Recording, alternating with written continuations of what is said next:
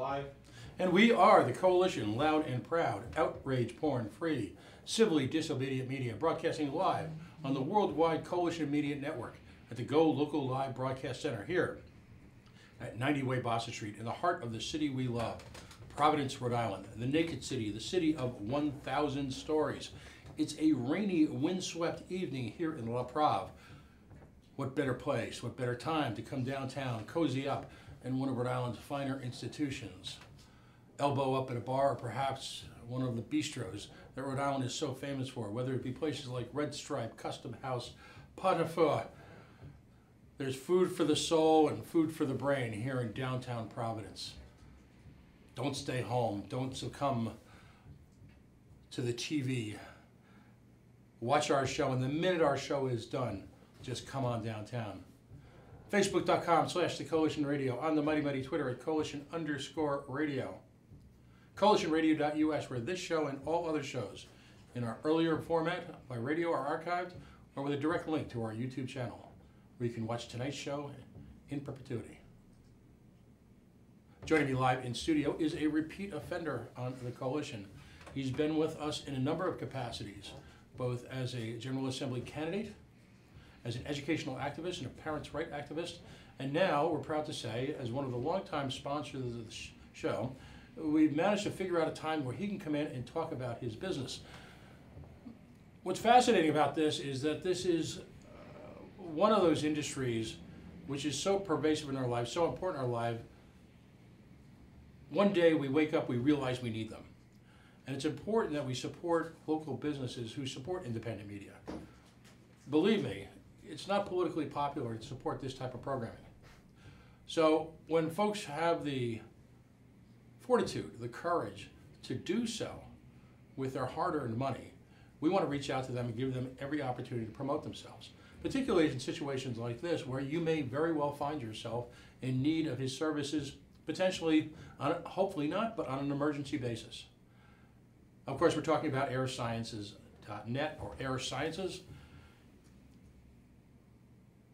mold remediation, biohazards.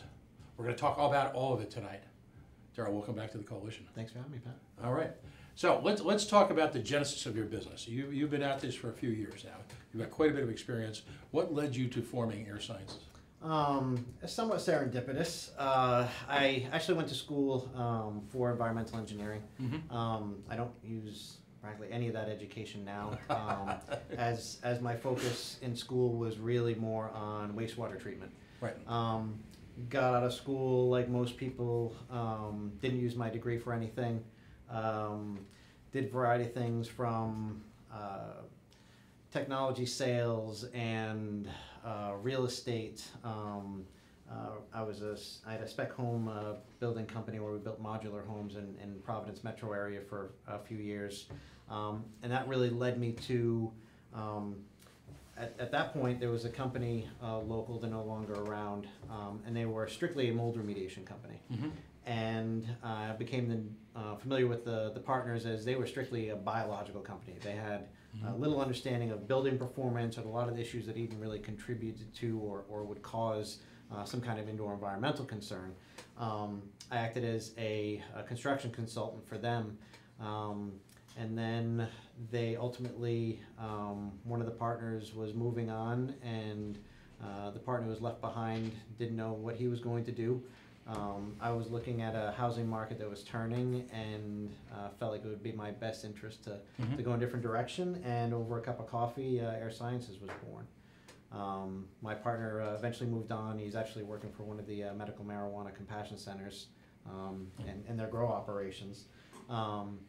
But we really, when we started Air Sciences, we actually started as Air Quality Sciences. Right.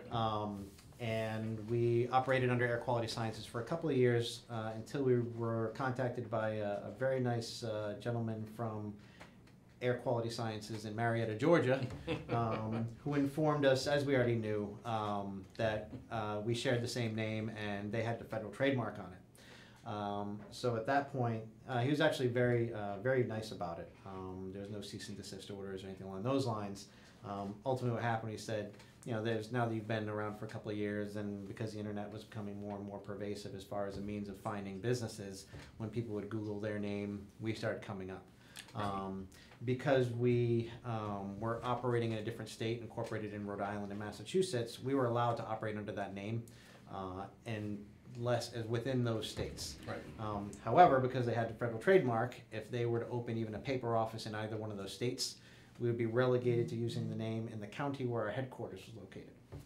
So they were very kind about it, and said if we would accelerate our changeover to a new name, that they would help cover the cost of doing so, and ultimately we ended up as Air Sciences. Excellent. How many years have you been in business? 14. 14. So it flies by. Well, and listen, this show has waxed on poetically, sometimes not so poetically, about the challenges of running an independent business here in this place we call the state of Rhode Island and Providence Plantations. There are challenges that are unique to this environment, not the least of which is regulation, costs, regulation. So congratulations on coming up on your 15th anniversary. Thank you. You tackle a number of areas. What homeowners now, they are bombarded with information about everything from asbestos to lead to mold. Sometimes it's difficult to sort out the reality from the scare tactics. And at times I think people almost, it becomes white noise to them. What are some of the legitimate concerns that you face here in Rhode Island? The housing stock is older, largely. We are in a, right off the ocean, we are in the ocean state. You do have issues ongoing with this older construction, and you've got some challenged urban centers here. What are typically the issues that you face here, and under what type of construction? Everything has its pluses and minuses. You talk about older construction. There are actually some benefits from a mold standpoint when you talk about older properties.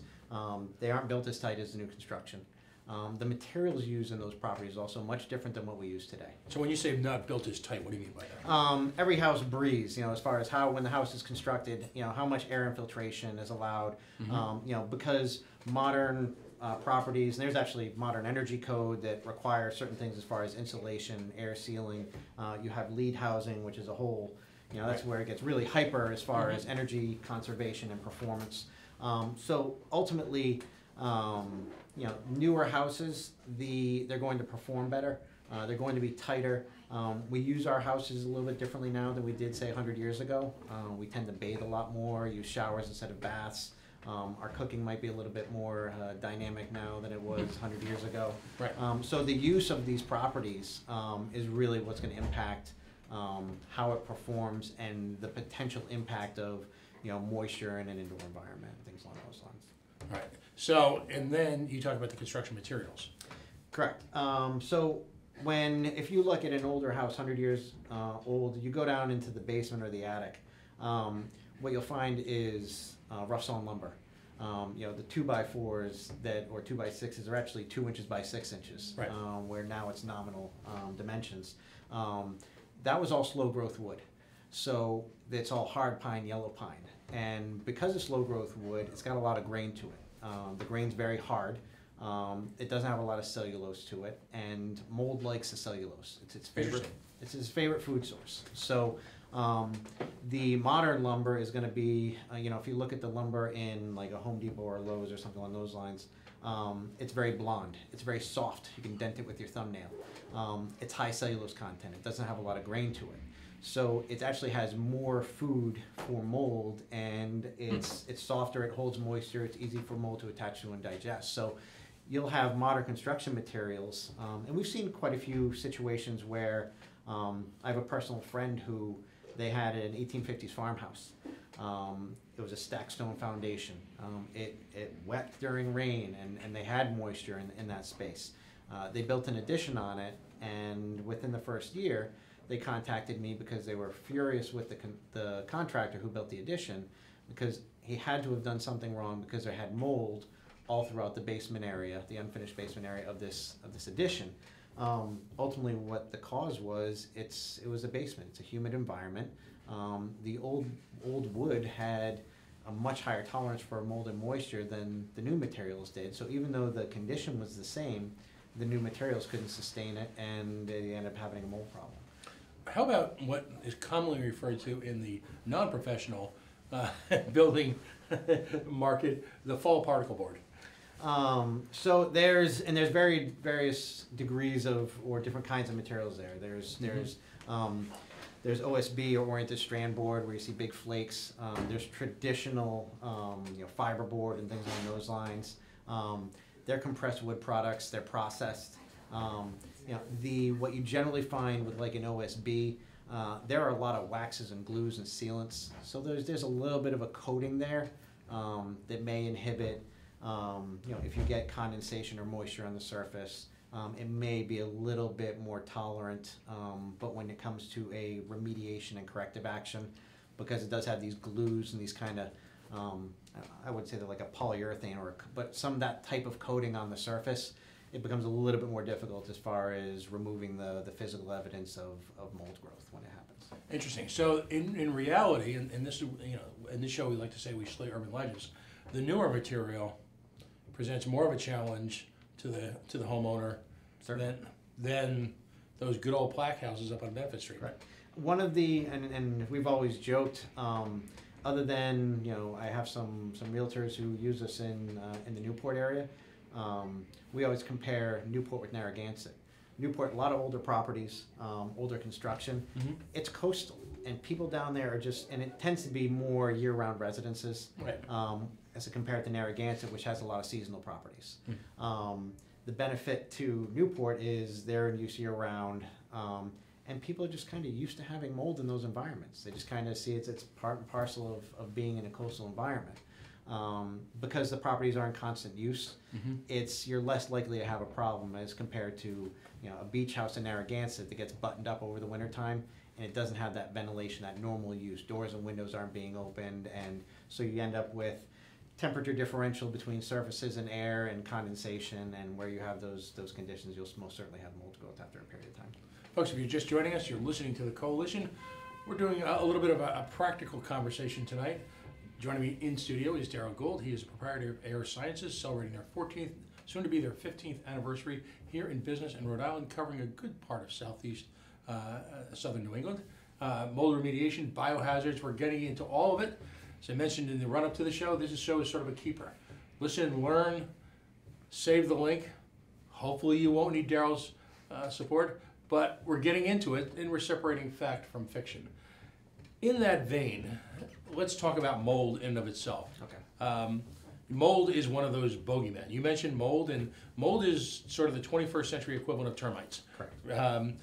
30 years ago, growing up, you mentioned termites. You could bring a large grown man to his knees. Now it's mold. Correct. Why is mold, in what forms of mold, dangerous? I mean, is it a good thing, a bad thing? Is it just... Dangerous is a strong word for me. And we oftentimes, there's clinical definitions of words. People use the word hazardous. Hazardous to me, as someone as an indoor environmentalist, may be different from the average person. So the mold is not the boogeyman that a lot of people make it out to be. Right. And I often say if you go to a search engine and type in basement mold, attic mold, it's like giving a hypochondriac WebMD. but let me jump in. I mean, one of our obsession, as we even look at it a night like tonight with weather.com, for example, where all the storms have named, and black mold is talked about in sort of the same terms of Black Death, as an outgrowth of some of these terrible storm systems that have come through. What's the difference between the black mold that has led to mass, everything from FEMA camps to mass knockdowns to the type of mold that you'll see in a housing in Narragansett? Basically the color. Ultimately, you hear a lot about toxic black mold. Mm-hmm. Some molds have the ability to produce toxins. They're called mycotoxins. Mm-hmm. Mycotoxin, now, for the most part, when you talk about mold and the health concerns associated with it, it's allergen-based. Allergies, the word allergies or allergens doesn't scare people. So that's where people are going to really, lay heavy. People who want to scare you are going to lay heavy on that toxic black mold stuff.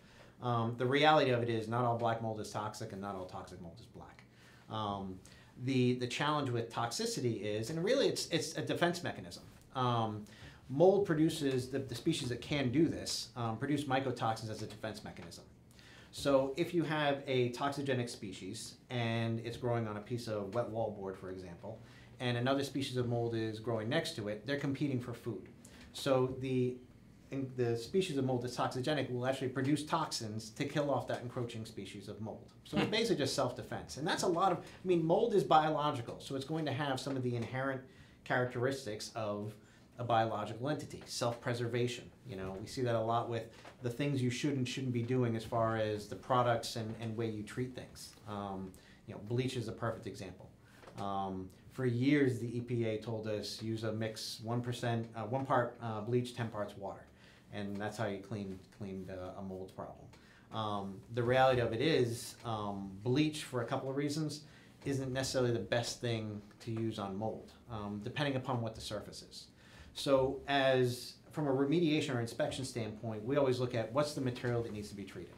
And really for us, it's about, is it organic, inorganic, and porosity. So if it's something inorganic and non-porous, so glass, metal, plastic, ceramic, mold can't grow down into the surface. Right. So it's literally, and usually because they're inorganic material, mold technically isn't growing on the metal, on the ceramic. It's growing on dirt and debris that is on it, even if it's not visible to the naked eye. We're constantly shedding skin cells. You know, there's what's called biofilm. There's biological and organic matter that creates a surface on everything. And so what happens is that becomes a food source for mold with the right conditions. On the more severe side is going to be highly porous, highly organic materials like processed paper, which is why wallboard is always a huge problem. The surface of most wallboard or gypsum board is going to be paper. So if it gets wet, it wicks moisture up, it spreads very quickly, it holds that moisture. Again, it's processed organic material, wood fibers, so it holds moisture, it's easy for mold to attach to and digest. Mold is a natural part of our environment. We do some limited clean room verification. It's not our core focus, but we do it from time to time. You'll find we're allowed to have a small number of mold spores in a clean room. But where it becomes problematic is if you have mold amplified and actually active in an indoor environment. Because mold's an allergen, our industry, for the most part, is, we call it the Wild Wild West. There are a lot of environmental issues, whether it's asbestos, lead, they're highly regulated. There have been multi-million-dollar lawsuits associated with them. And for those types of hazards, it doesn't matter if you're sensitive or allergic to them. I always use carbon monoxide as an example. It doesn't matter what race, sex, your size, it doesn't discriminate. So when you hit certain parts per million levels in the air, everyone has the same reaction. You hit 50 parts per million, most people are going to get headaches. 100 parts per million, people are going to start getting nauseous. 150, everybody goes unconscious. 200, you're no longer with us. With mold, it's a lot different.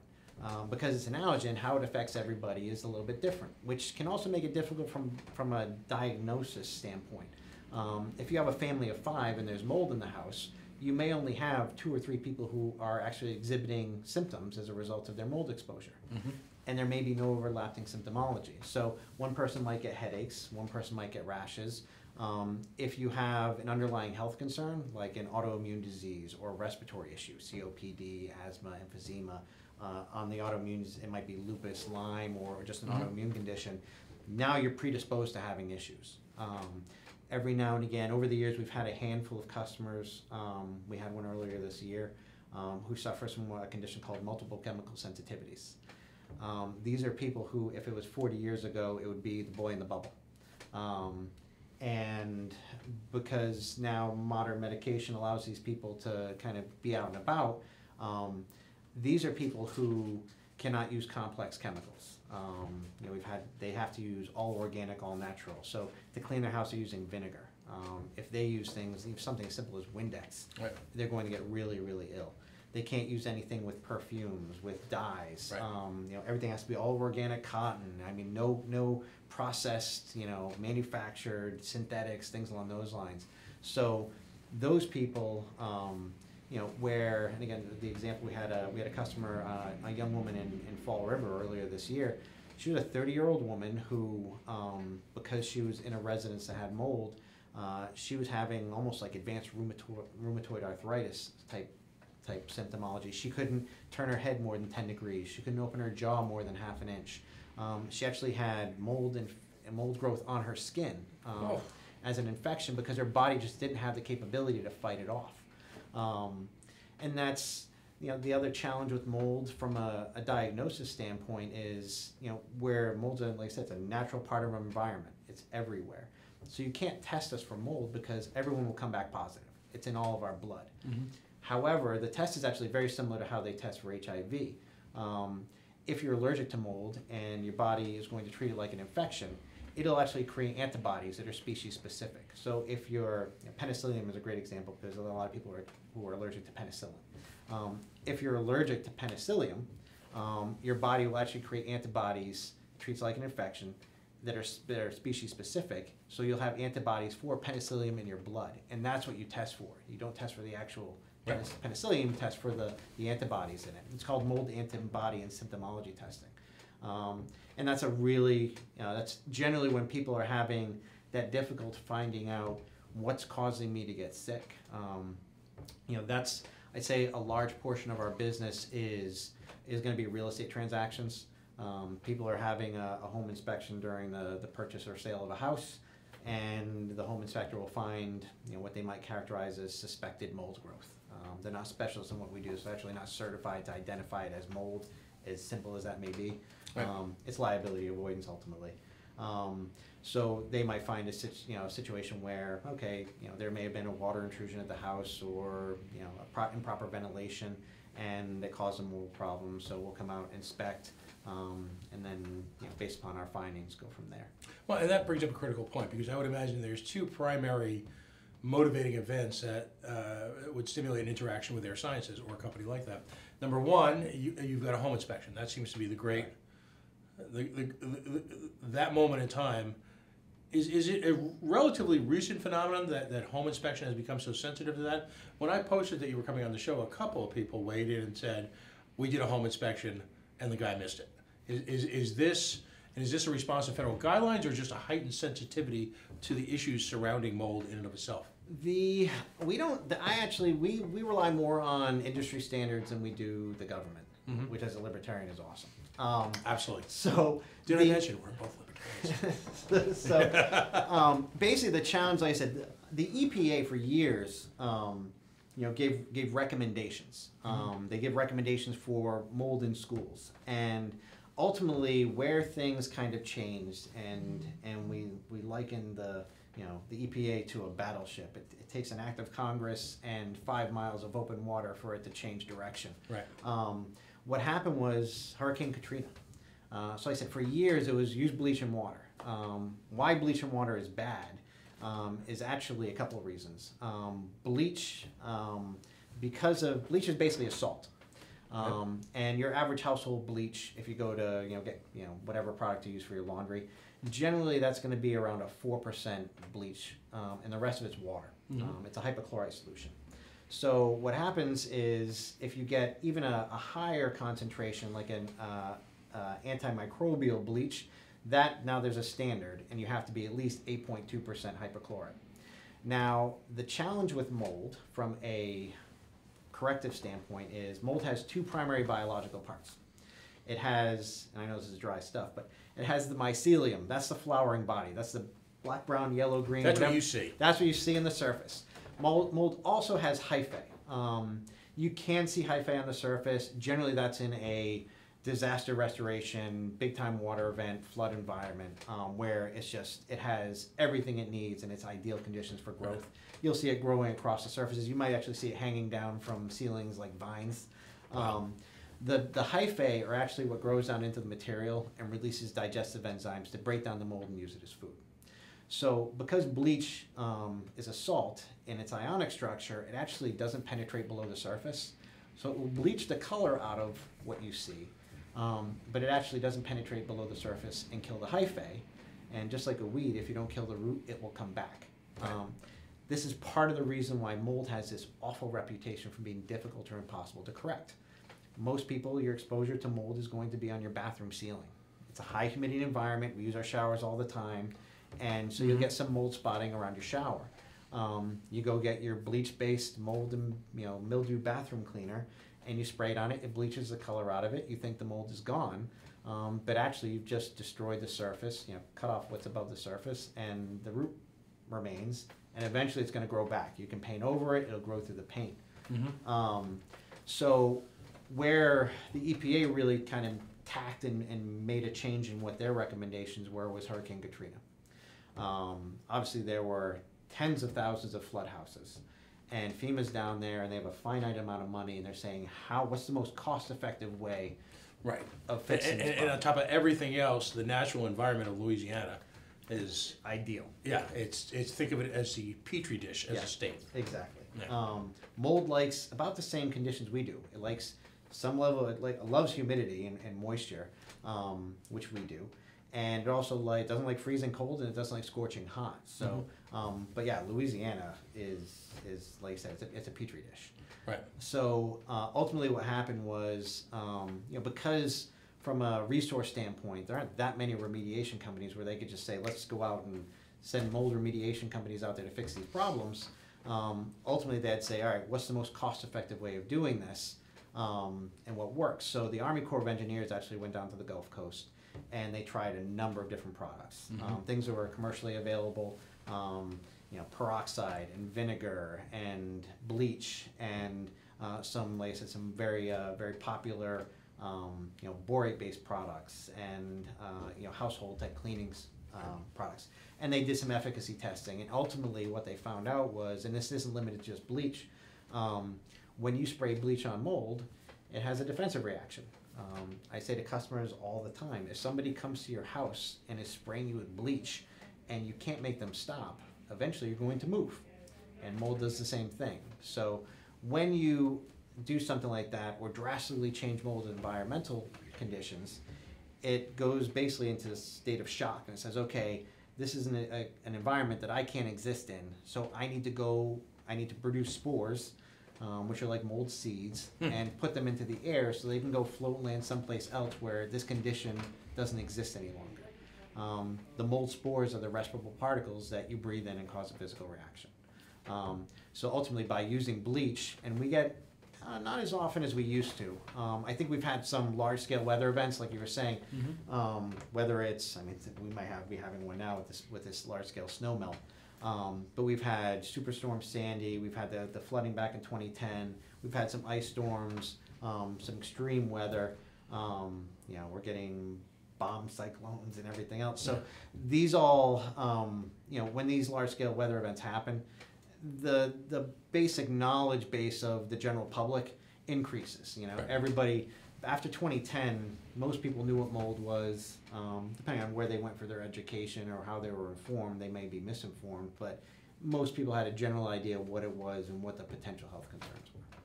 Interesting. We're going to take a quick break, but joining us in studio, Daryl Gould, proprietor of Air Sciences, airsciences.net. How else can folks find you?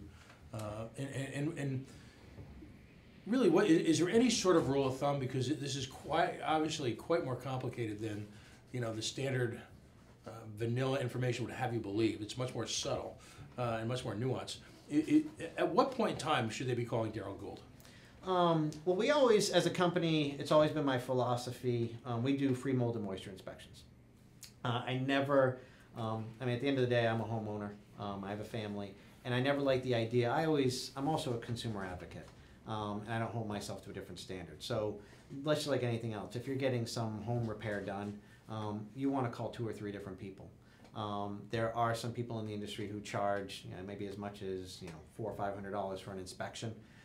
The challenge I find with that is if you're trying to do your due diligence and get 2 or 3 different opinions, you may spend $1,000 without really correcting the problem, but just getting with opinions, and maybe those opinions ultimately are you don't have a problem, so you've really just kind of wasted some money trying to identify something that wasn't there.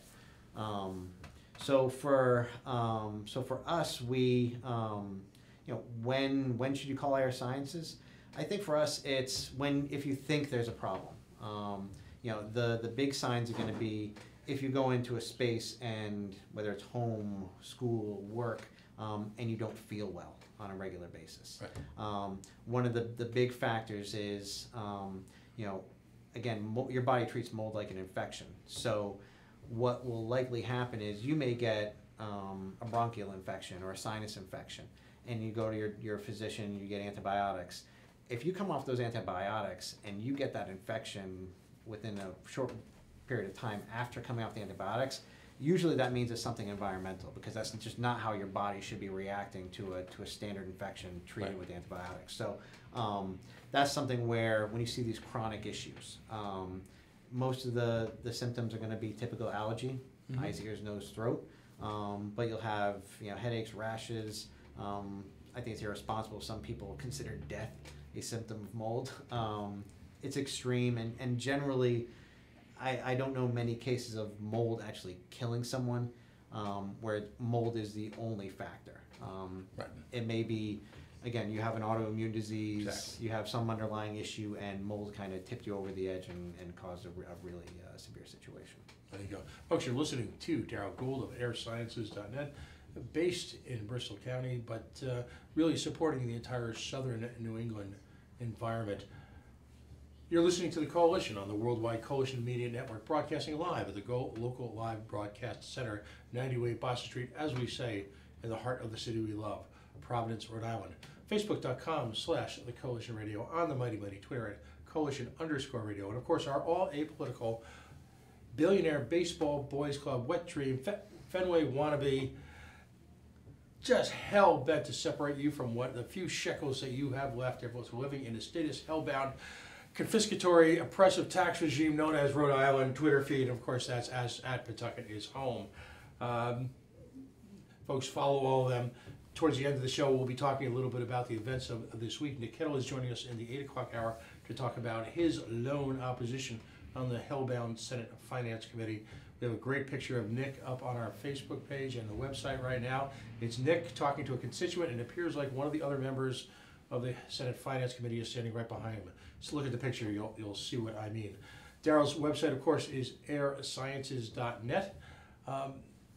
Again, thanks for coming in tonight, because we're as we love to do here, we're preaching facts, walking away from some of the scare techniques that are so often employed in your industry. There is a Wild West element to your industry. There is a sort of I think your industry went through a phase just 2 or 3 years ago where there was kind of a get-rich-quick element to it, where we'll get a referral from the home inspector, who might be, and there's some wonderful home inspectors out there, don't let me disparage them, but there are a couple, like in any industry, that are a little bit rogue, and they'll get their buddy in, and a couple $1,000s later, how would you know? I mean, it's just one of those areas where if you didn't have a friend or someone you trust, as I'm fortunate to have, someone's telling you that you're making your children sick by this continued situation.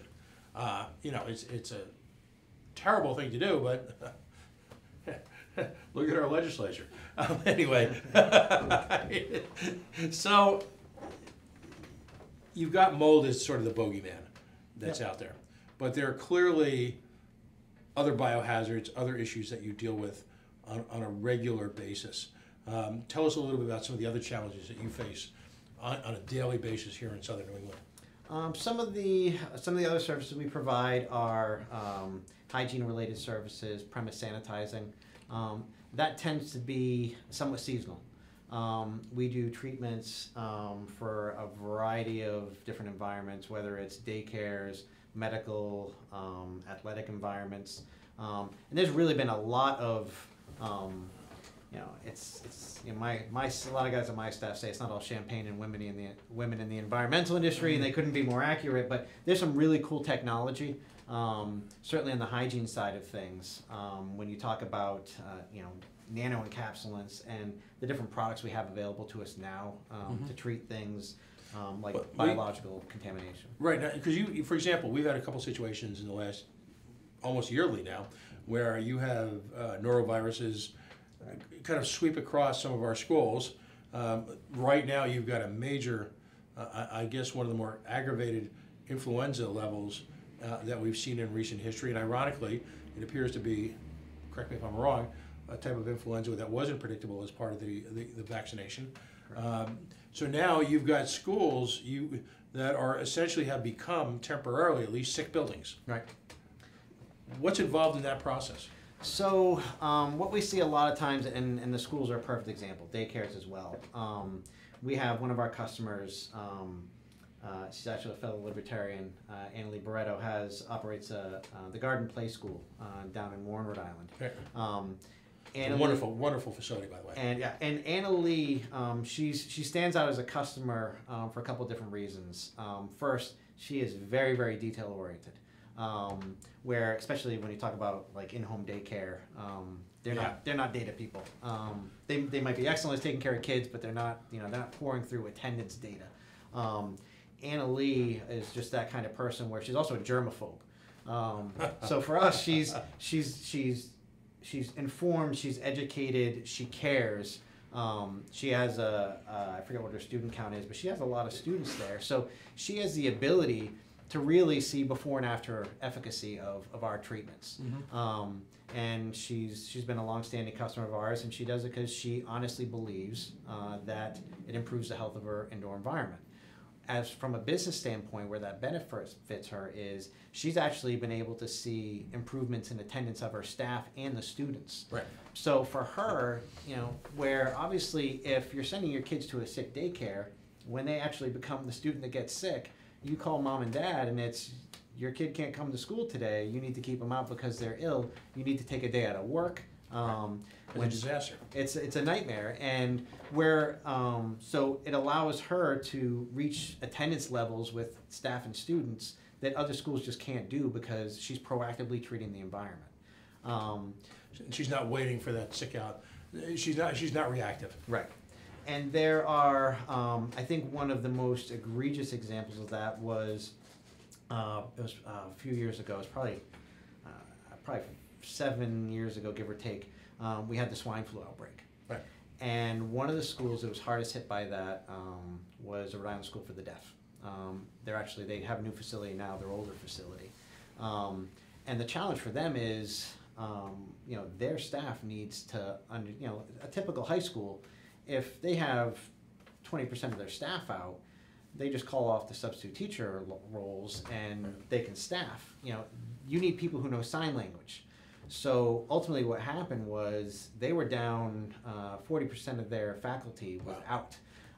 And they had to bring in substitute teachers that didn't know sign language in very limited cases and weren't able to communicate with the students. And this is a huge problem, obviously. So we would go in and do basically some decontamination from a biological standpoint. Like I said, some of the products we have now are really amazing in what their capabilities are. So we'll do some things like we have some, as an indoor environmental company, I think everything we use is people, pet, and plant safe. We're not going to introduce anything in the environment that could potentially cause an environmental issue. But we have a set of products that are peroxide based. We aerosolize them, so we put them in the air we atomize them and put them in the air as an air and surface treatment.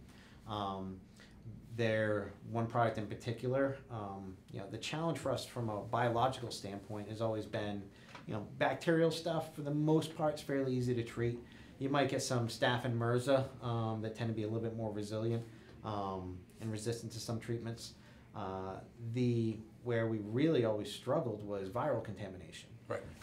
Viral contamination isn't active until it has a host, so it's very difficult to kill because it's not actually technically living. It's viable, but it's not active until it has a host. So viral contamination has always been very, very challenging for us. And this product came out about a little over a decade ago, and it was revolutionary. And so it allows us to treat a lot of these things. It's also a product that, while it's not part of mold remediation protocol, because there's a process that, as a certified remediation company, we follow, you're allowed to add things to that process. You're obviously not allowed to take things and peel things off. Right. But this product is very effective in that space as well. Traditionally, we relied on mechanicals to filter the air, where this allows us to actively treat things instead. And this is clearly beyond the homeowner's capacity. Yeah. You're not going out to to the big orange superstore to get this stuff. And no, and it's funny because if you do go to to the big box home improvement stores, there are some products out there. It's probably one of the most prevalent in a retail environment like that, and you pay $40 a gallon for it. It's actually baking soda and water, and in theory, it's not something that we use. It's not what I would consider a commercial grade product or something that's highly effective, because one of the challenges with mold is you can kill mold with the product, but dead mold spores can still be allergenic.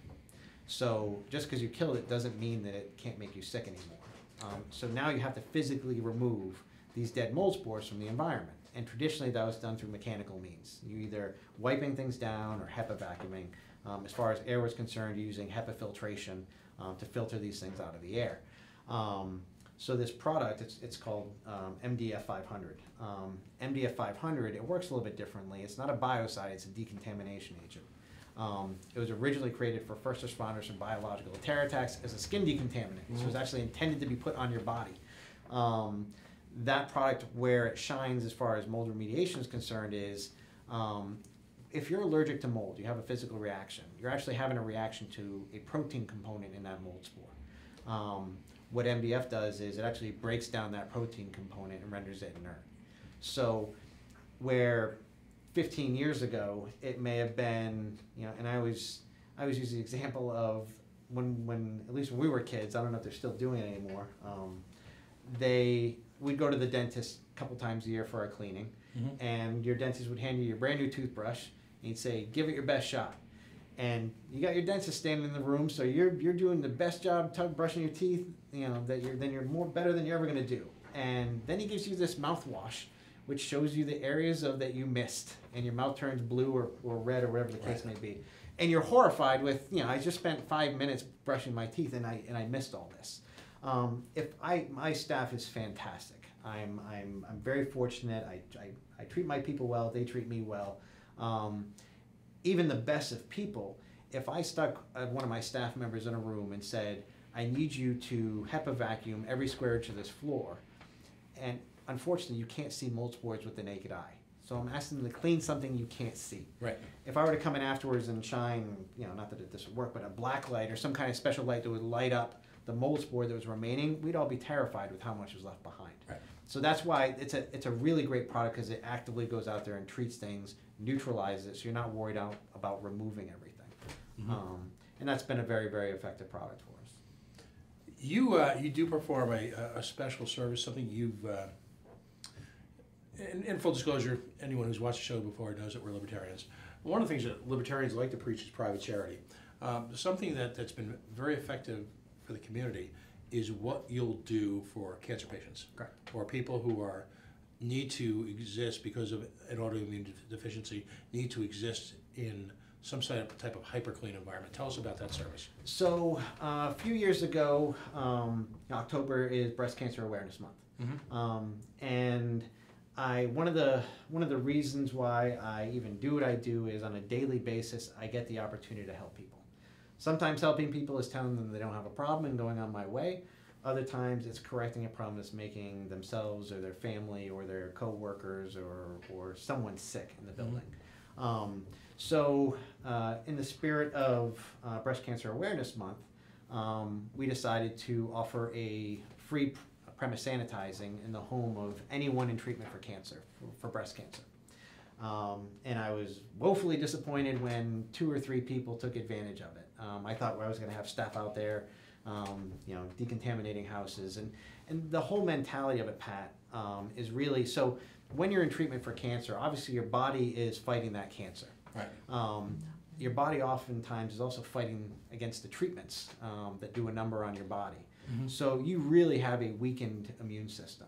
And your body doesn't have the ability to fight off infection like it normally would. And especially if you have had stem cell treatments or things along those lines, which are very, very expensive. Most insurance companies aren't going to do it more than once. So you get one bite at that apple. You don't want to mess that up.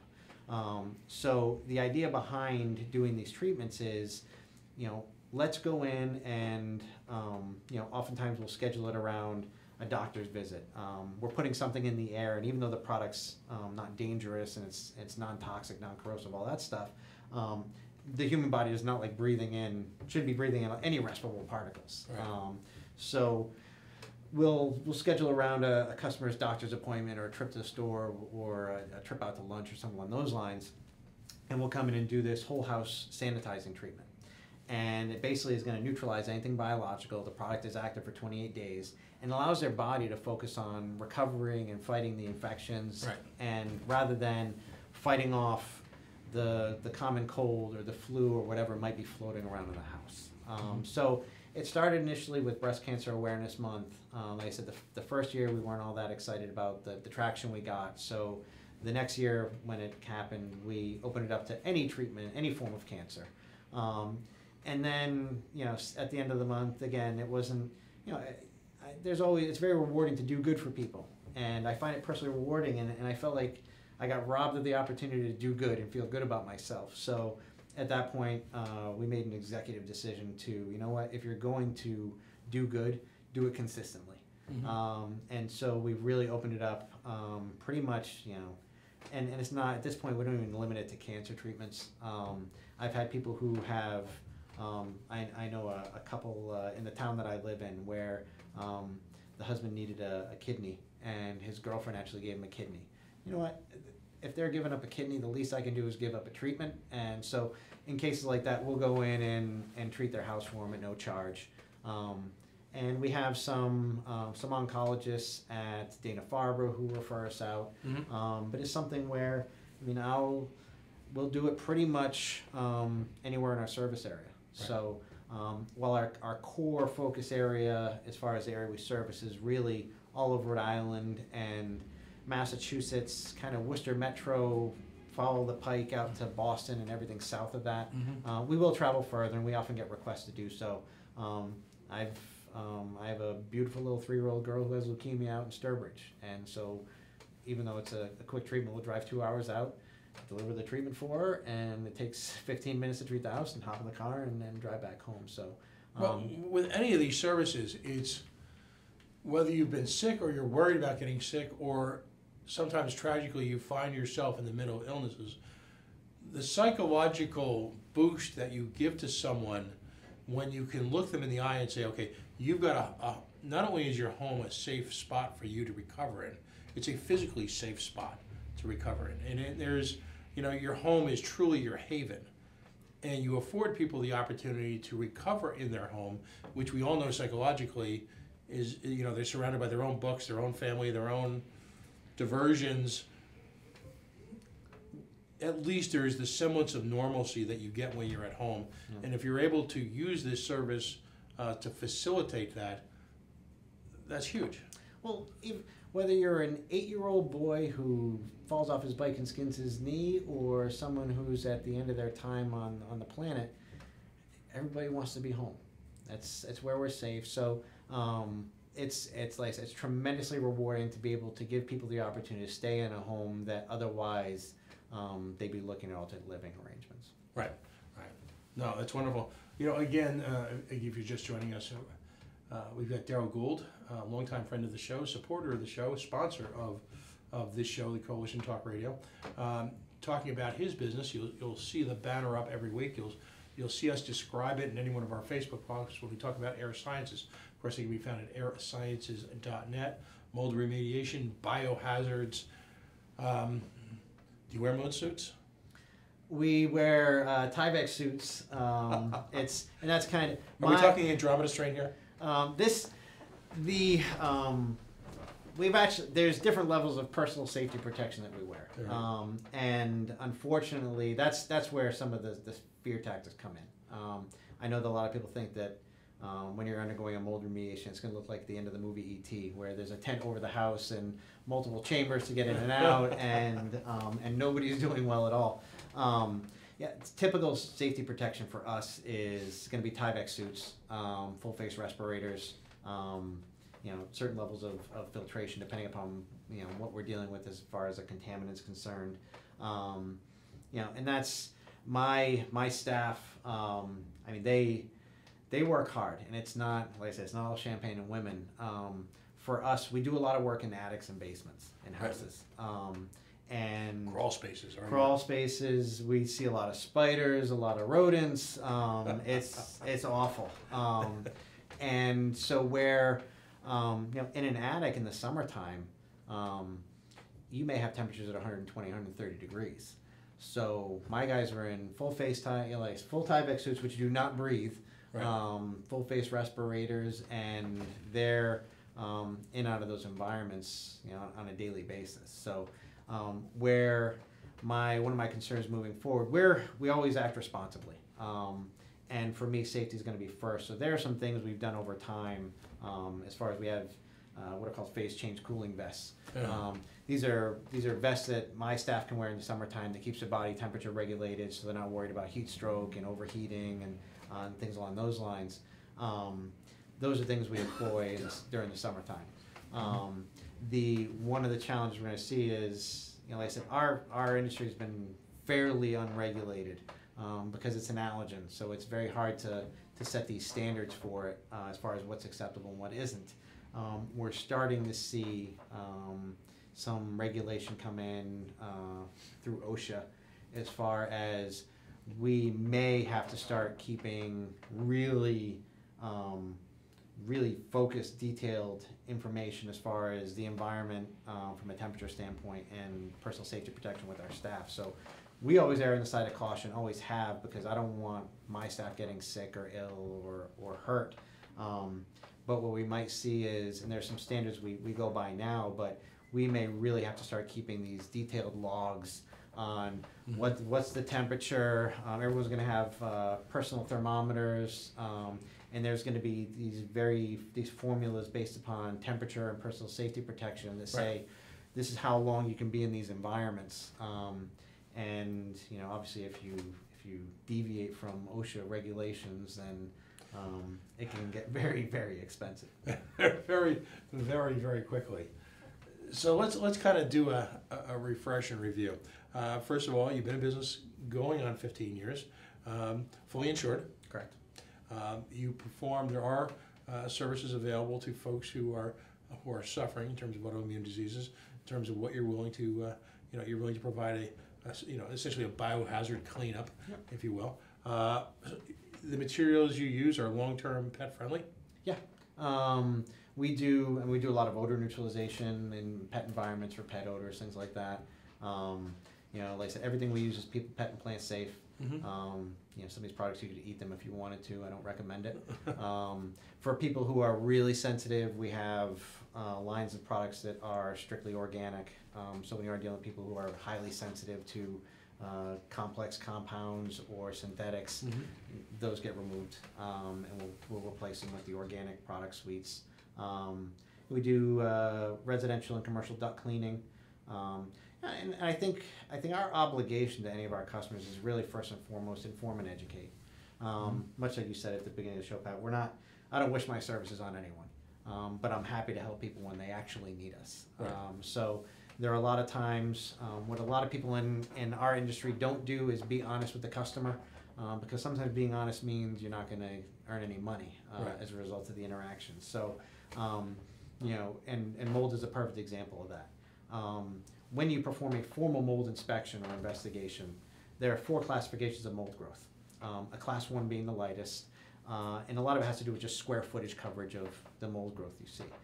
A class 1 is under 10 square feet of visible mold growth, which is what you find in a lot of typical day-to-day, bathroom mold, things along those lines.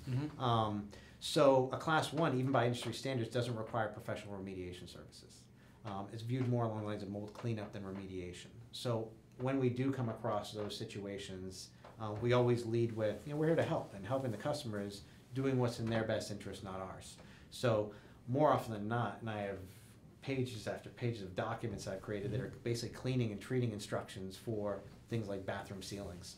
So if a customer calls us, we're more than happy to come out and look at it, and if we want to take some basic air quality readings, we have some equipment that allows us to do that real time at no cost. Obviously, like anything else, you can spend tons of money on testing if you want to. Even though we do testing, personally, I'd like to see people put money into corrective action if they need it, rather than drilling down into the bits and bytes of what species might be present in the house. So that's where, like I said, my first job is to inform and educate. If you don't have a problem, you don't need us, I'm more than happy to tell you so. We'll give you instructions on how to clean it yourself and go on our way. Right. So, but I think, like I said, we're customer first. I think, especially being in an industry that's very standards based, and there are people who certainly deviate from standard certified remediation protocol and things along those lines, and have maybe the kindest way I can put it is creative solutions to try and fix problems. Right. It's really about helping people. And I tell people on a daily basis, I always make myself available, virtually 24/7. If you're sitting in bed at night and worried about mold and you have a question, I always tell people, give me a call. I'm more than happy to help. It's, like I said, I find it very personally rewarding to help people. It makes me feel good about myself. So don't rob me of the opportunity to feel good about myself. If you think we can help, call me. Obviously, I'll talk, and I'm more than happy to inform, educate, point in the right direction, whether it's using us, going in a different direction. And in the case of crisis, there is a, airsciences.net, you can sort of break glass, do the emergency call. For me, what's particularly intriguing is the high, home education. You've got these sweet little petri dishes, Yep. oozing. As a husband of a teacher, I can tell you they're oozing every imaginable disease known to man, Yep. and they're perfectly willing to give you a big squeezy hug. Yeah. Oh, yeah. One of the for hygiene testing was always we had to have to take samples and send them off to an accredited lab. It's always time consuming and it was a little bit expensive. And about the time swine flu hit, there was a company that produced a handheld ATP monitor, which, long story short, is basically allowed us to take real-time swab samples. Yeah. And I could tell you how clean or dirty a surface was. And this was at a point where, let's see, my twin boys were about 18 months old. So this was about eight years ago. And Jackson, one of my twins, when you get a new toy, Yeah. and when you do indoor environmental work, an ATP monitor is a toy for you. It was really cool. We could take real-time samples, and so basically these standards set. And so just to kind of give you an idea, if you're in a food production facility and you want to test for the cleanliness, because there are certain standards you have to adhere to, if you got a reading above 60, that's considered a dirty environment. You stop the production, you break down the equipment, sanitize it, retest, and you kept doing that process until you got below 60. And I remember at one point, having this new equipment and wanting to get used to it and see, get a feel for what the things around my house, what might they get a reading. And I remember Jack coming over to me to give, and I said, let me see your hand. And so I took his hand, I took the swab sample, I put it in, and he came back a reading about 3,500, which I try not to, I try and be very clinical about what I do, but you see numbers like that, and it's terrifying. And every time he came to give me a hug after that, it was almost like, in my mind, I see he was the hamburger helper, and he had these giant hands that were absolutely disgusting, and he was going to give Dad a hug with them. And so that... and he's here right now. He's actually in the back, probably chuckling about this. I'm sure his brother will call him, big dirty hands or something for the rest of the weekend. But it's... Some of this stuff can be unsettling, but it's all how you look at it, and you just try and... I live in a world of science, logic, and reason, and that's where the lane we try and stay in.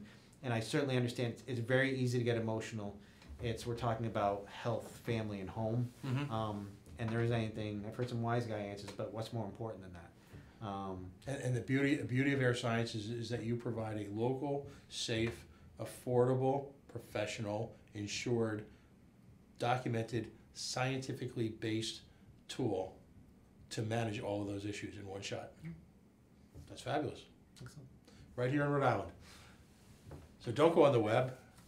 Don't go searching this yourself. Don't go making yourself crazy at the big box department stores. There's an affordable, again, science-based alternative here locally. Darryl Gould, airsciences.net, supporting really a good section of southern New England. Whether it's a homeowner, whether you've got someone in your family who is challenged physically, and whether it be autoimmune or just simply in recovery where A stringently clean environment will aid that recovery both physically and also psychologically. If you run a home, in your home health care, if you run a home education setup, these are, quite frankly, these are tools that, much larger organizations maintain internally. You've got access to them on an as-needed basis. Thank you very much for joining us. And again, thank you for your support of the show. My pleasure. It's just great stuff. Thank you.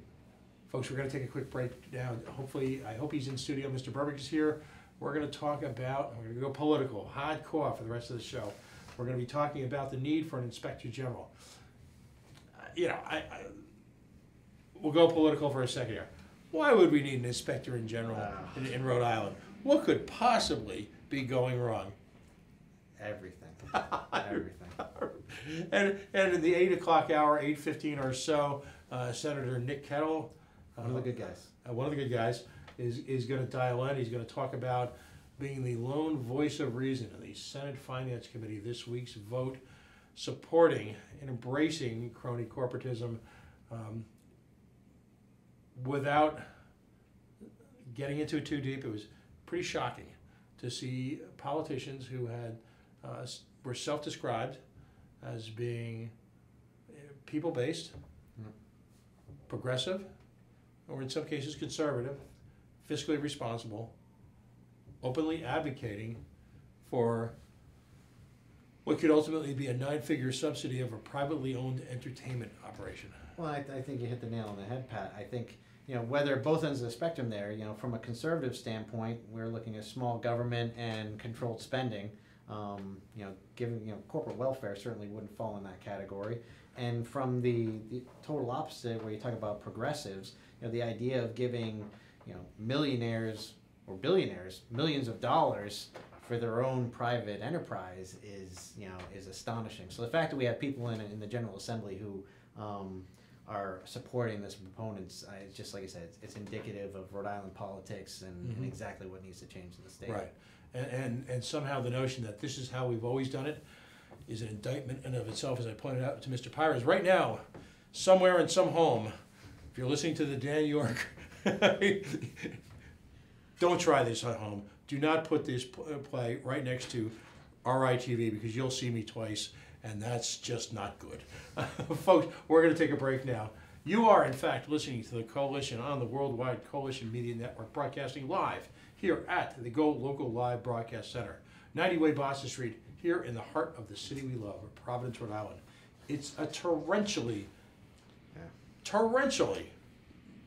is torrentially a word? Torrential. It is now. Rainstorm here, but that should not prevent you from the minute this show ends, getting into your car, getting into the Ripter, walking downtown, enjoying any one of the fabulous spots here. It's on a night like tonight that you can enjoy a bistro dinner or a cup of coffee at the Coffee Exchange or a pot of pho or any one of the number of fine establishments in here. It's important that we continue to support our community.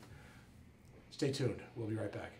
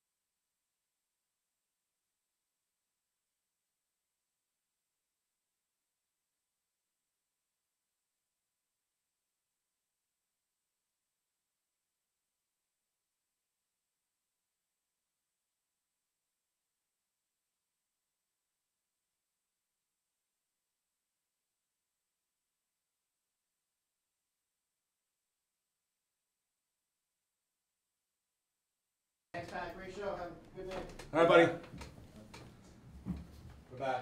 And we are the Coalition, loud and proud, outrage porn free, civilly disobedient media, broadcasting live here on the worldwide Coalition Media Network at the GoLocal Live Broadcast Center here at 90 Way Boston Street in the heart of the city we love, Providence, Rhode Island. Facebook.com/The Coalition Radio. On the mighty Twitter at Coalition_radio. Our all apolitical anti-paw Sox baseball fiasco crony corporatist feed at Pawtucket is home.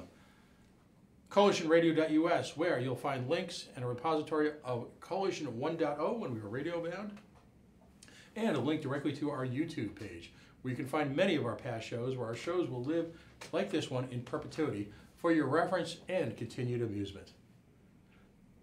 So, after an hour of information about mold and home remediation, I want to point out our company sponsoring this segment, Beacon Shipping and Logistics.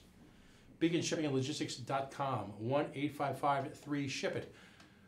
We talked about in the first hour of Darrell Gould's company. Imagine having a company with the sophistication to handle all your home mold remediation environmental needs. Well, here we've got a company in Rhode Island, again, another company that's willing to support independent media, Beacon Shipping and Logistics, a automobile shipping company with international reach, with a local office here in Warwick, Rhode Island. They support automobile dealers around the world, but if you need your car shipped, whether you just bought something online or it's Aunt Susie's beater that you're gonna deliver to your kiddo in college,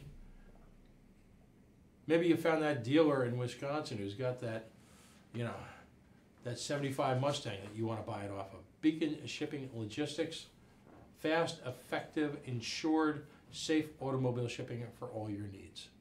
1-855-3-SHIP-IT. Joining me in studio for the very first time is someone I'm meeting for the first time tonight. But as always at the Coalition, we are impressed and look to support and give a stage to, if you will, what I call the citizen patriot.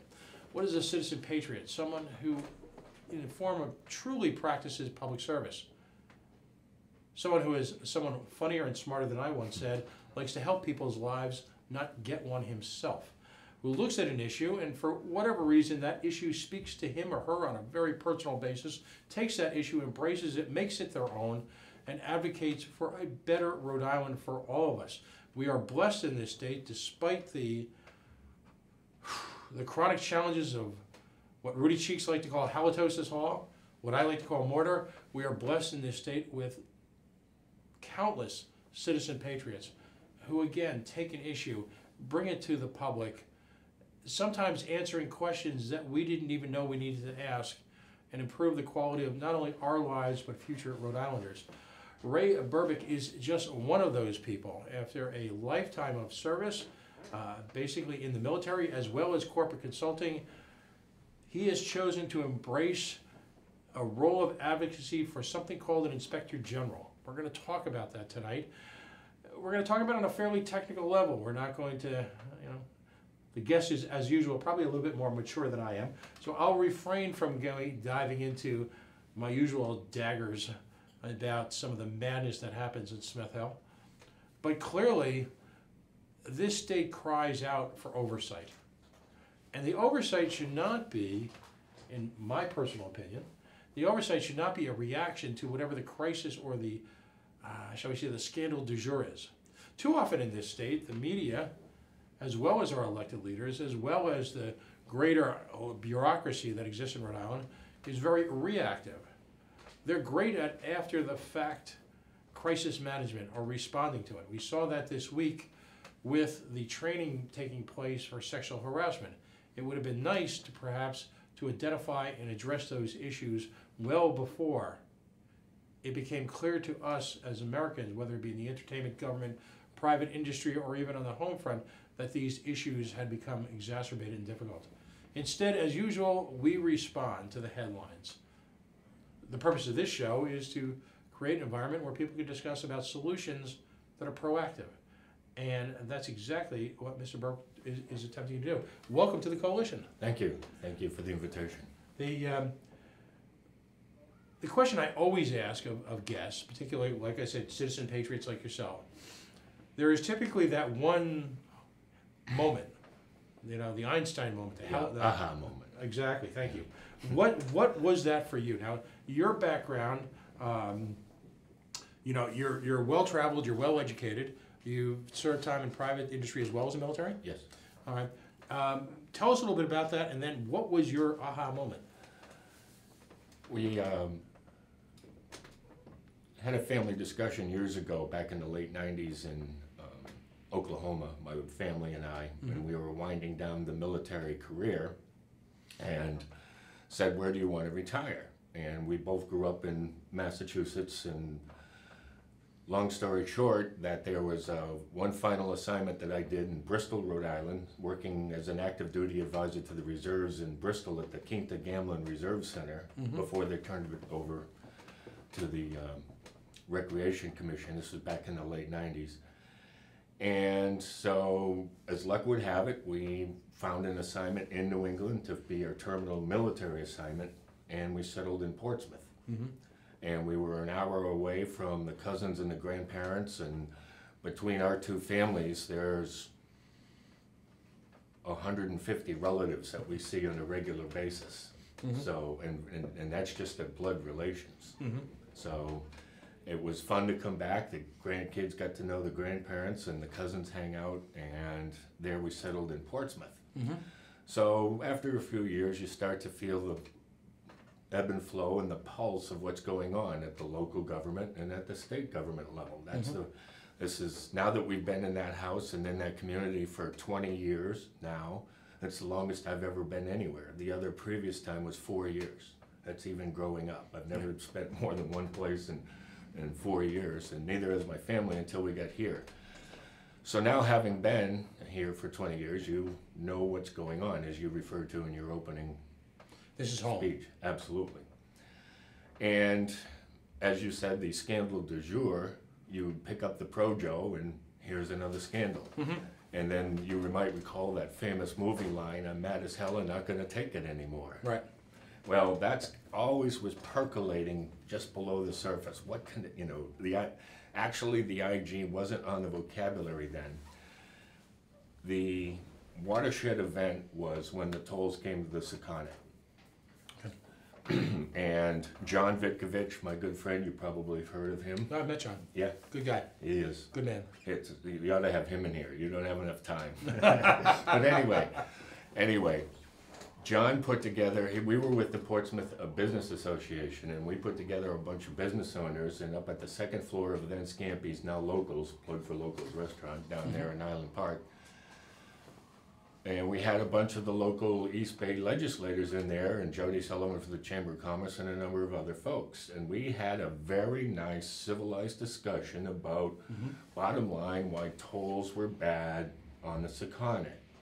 That yes, we understand why RIDOT wants them and why the Turnpike Association or the Bridge and Turnpike folks need it, and the state needs the money, and so on and so forth. But we were trying to get them to listen to us that you're going to kill the local economy. Yes, you will get your toll money, but we're going to be a ghost town. We're going to look like some of those, like Pittsfield, Mass, where after GE pulled out. You know? Been there.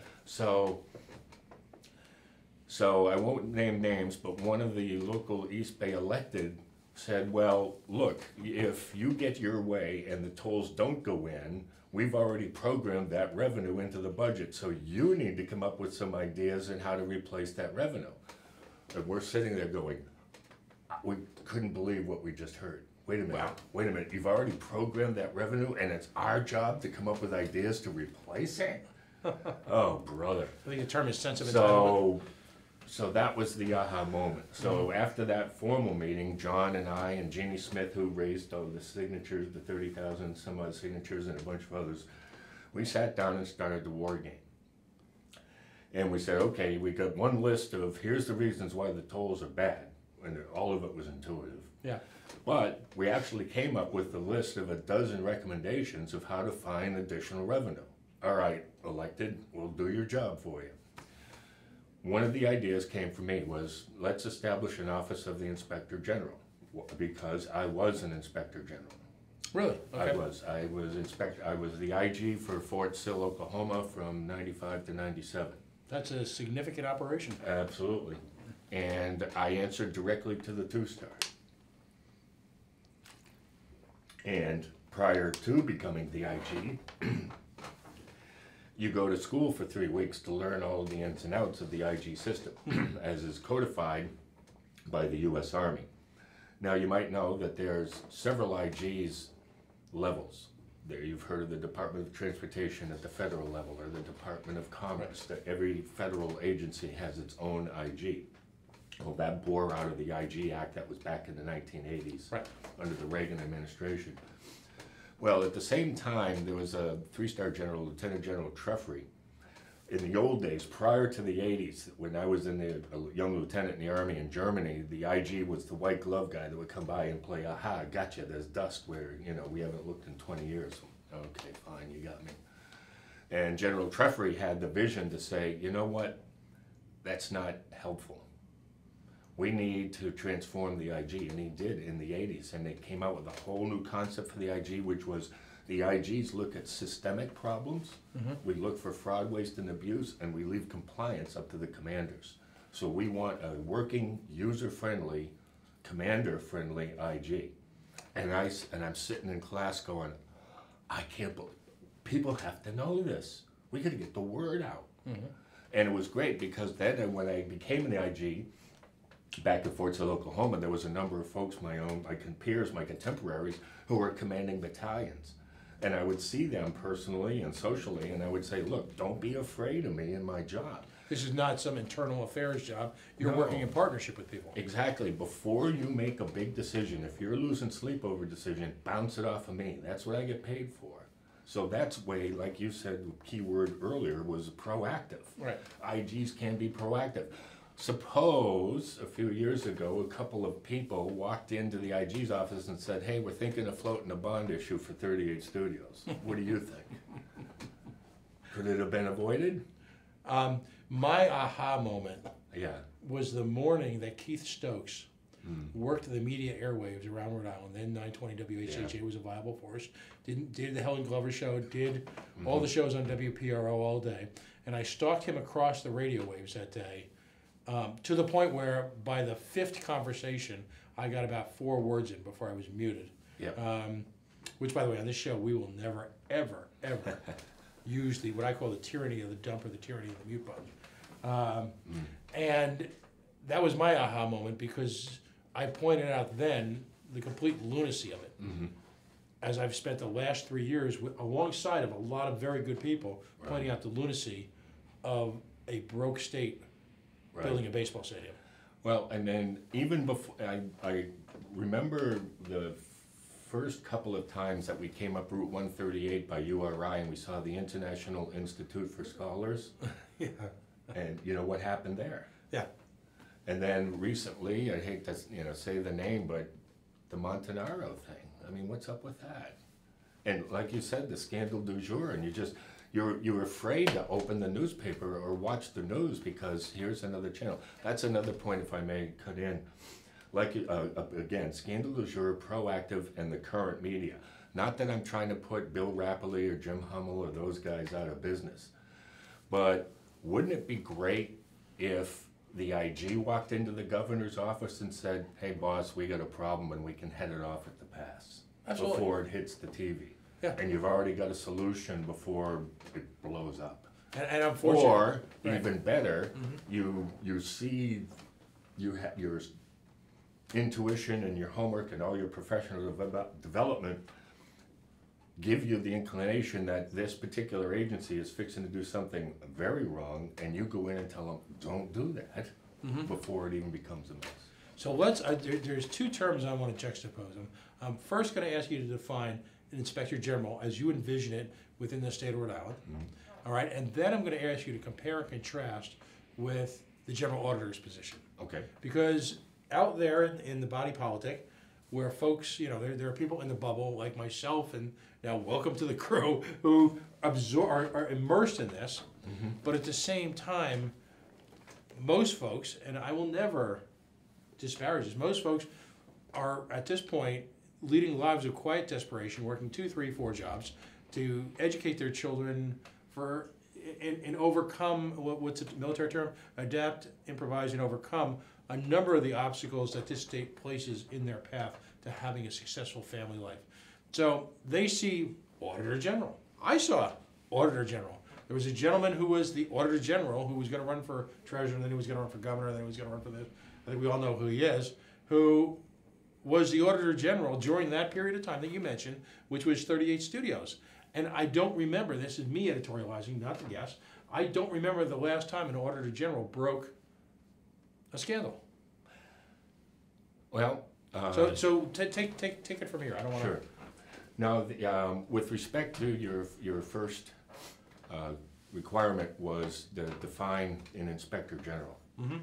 And for those of you that are good on the internet, if you go to the Massachusetts Inspector General website and go down to the bottom of their homepage and look under history of the Inspector General, there is a very quick read, less than 2 minutes, and it explains what happened.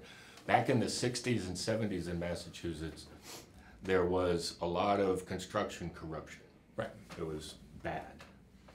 And finally they put together what became known as the Ward Commission. And the Ward Commission came up with a conclusion that we need to create an office of the Inspector General of Massachusetts. And then back then, the IG office then was primarily to look at construction contracts, and in a sense, ballooned out.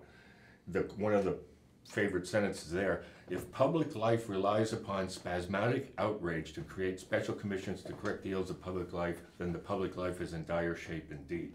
That is why the commission created the Office of the IG. The Inspector General... Go ahead again, the spasmodic, that's fabulous. Yeah.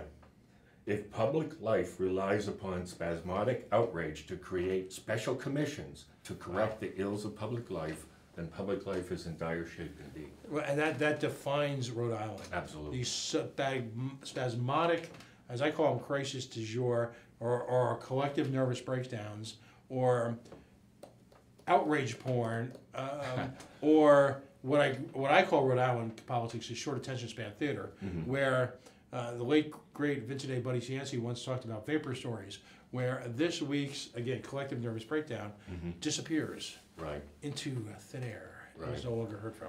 So using a lot of the federal agencies have, well, we talked about that. The federal, almost all of the federal agencies have their own inspector general, but they answer directly to the director. And if you imagine your military wire and block diagrams, that you go to Fort Sill, Oklahoma, there's a 2-star, the commanding general. He has the training center, he has the artillery school, and he also has the civilian workforce. Right. And he has a staff. He has the G1, 2, 3, 4, the typical personnel, the usual wire and block. He also has what's known as a special staff. It's the JAG, the chaplain, the IG, the EEO, equal opportunity. And those 4 specialists answer directly to the boss. Now, yeah, we coordinate through the chief of staff and so on and so forth. Right. But if I needed to, I could go to the CG's secret door and say, knock, knock, sir, I gotta see you on this. There's an open door policy. And you answer to the general. And so the inspector general has the gravitas that when you go in and say, open that filing cabinet and give me all of those folders and put them in this box, I need to go do some homework. You do it. Yeah, and the corporate culture is such that for that one moment in time, from what I've read, the 2-star, who's the CEO effectively of the base, Precisely. is almost, not quite, but almost answering to the inspector general. There's an accountability there that exists between that they are expected to address whatever concerns you bring up. Right. And in the military now, the military and the civilian IGs are different, but there's a lot of similarity. You know, it's like your A and B subset that circles in math from the math class from years ago. The inspector general, as we talked about, is proactive, but they also are an entity that accepts scores, if not hundreds, of allegations. And they have a codified system where you do a triage on these allegations.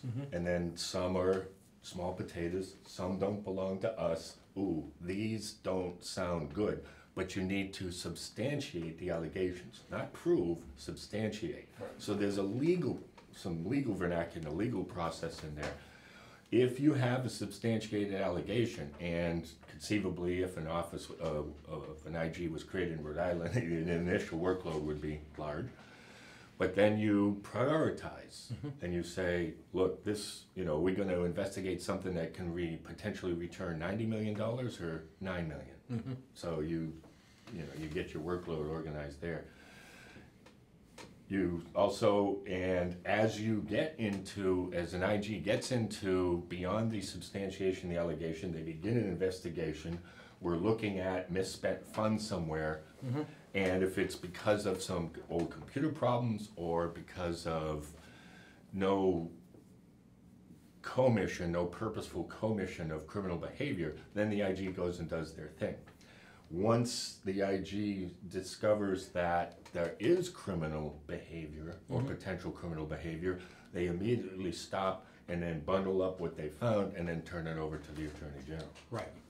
So now, in the case of Massachusetts, and you do have a general auditor in Massachusetts. Right.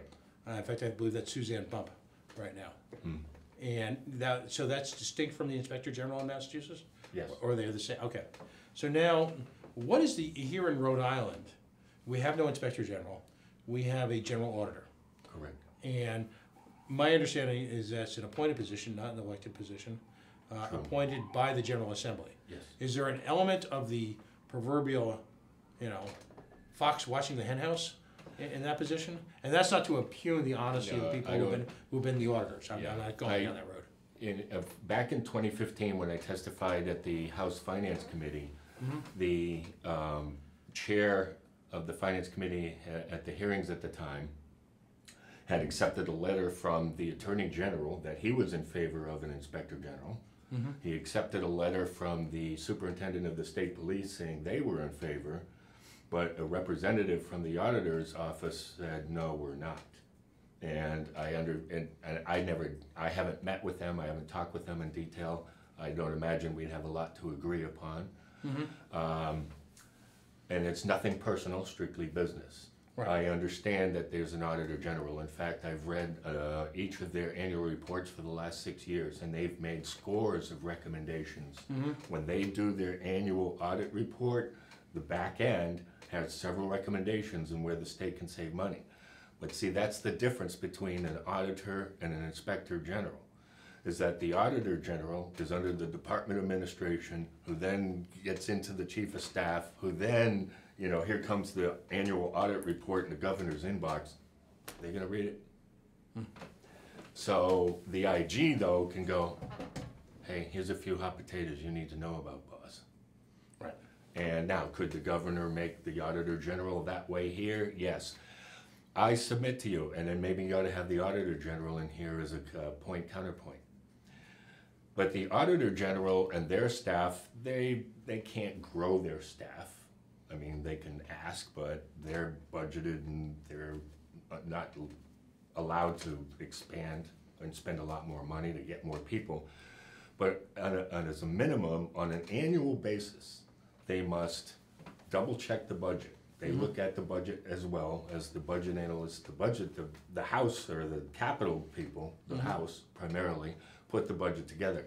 These folks make sure that the revenue and the expenditures balance. Right. They got to double check that. Number two, they have to inventory all of the state assets on an annual basis. It's a lot of inventory. That's land, that's vehicles, that's a lot of work. Number three, they have to audit the pension every year. Okay?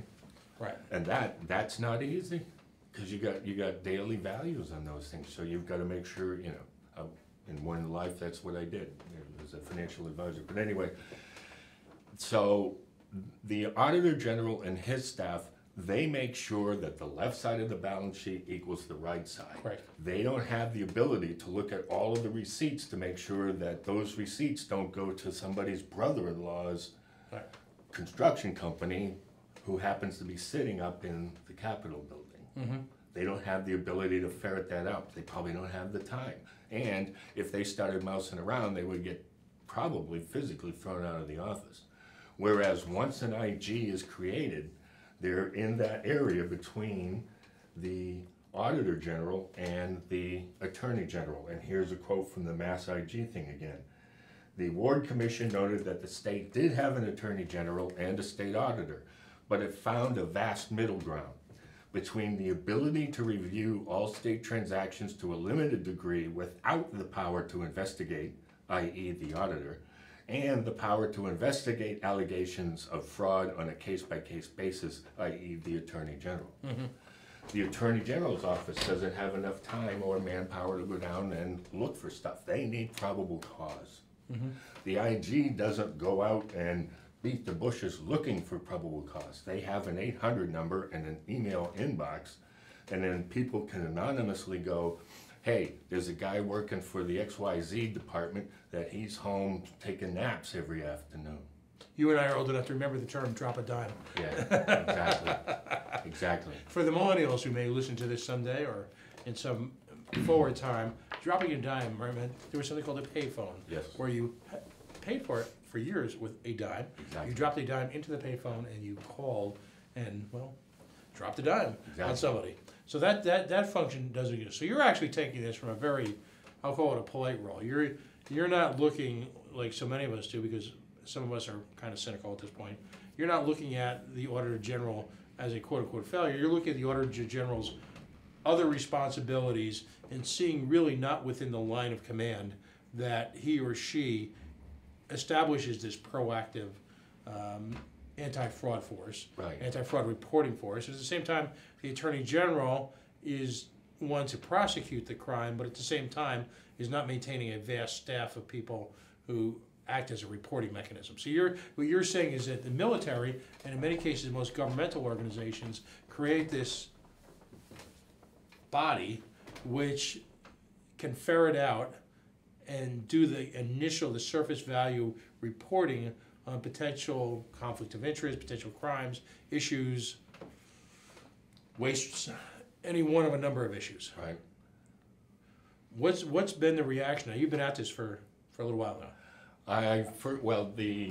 Going back to the toll story, so once John Vitt has a lot of connections, and he was able to get a bunch of business owners and a number of us with Senator Ordiano at the time and Rep. Jay Edwards, and we actually had a meeting with Governor Chafee in November of 2012, and we gave him two lists, the lists that we made. Here's why the tolls are bad. Here's some ideas on how to find the revenue to replace what you were expecting for the toll revenue. Mm-hmm.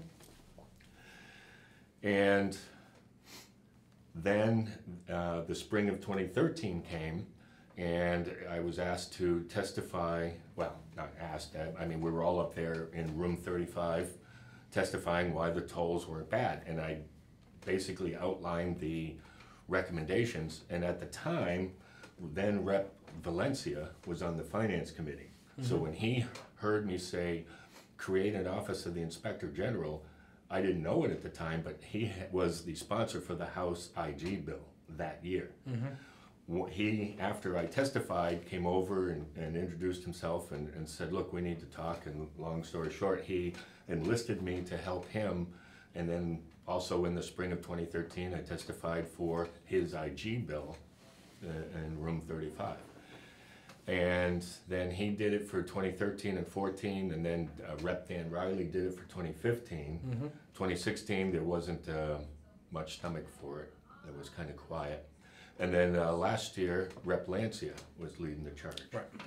But this year, I have to admit that we actually had a quick meeting the other night where there were 4 Democratic representatives in a little post-session meeting on, okay, let's get organized, let's organize our thoughts, we're going to prepare a couple of briefings, we're going to do our homework, and we're going to put together a nice package to show the right people why we think it's a good idea, and there's some legislative support. Right.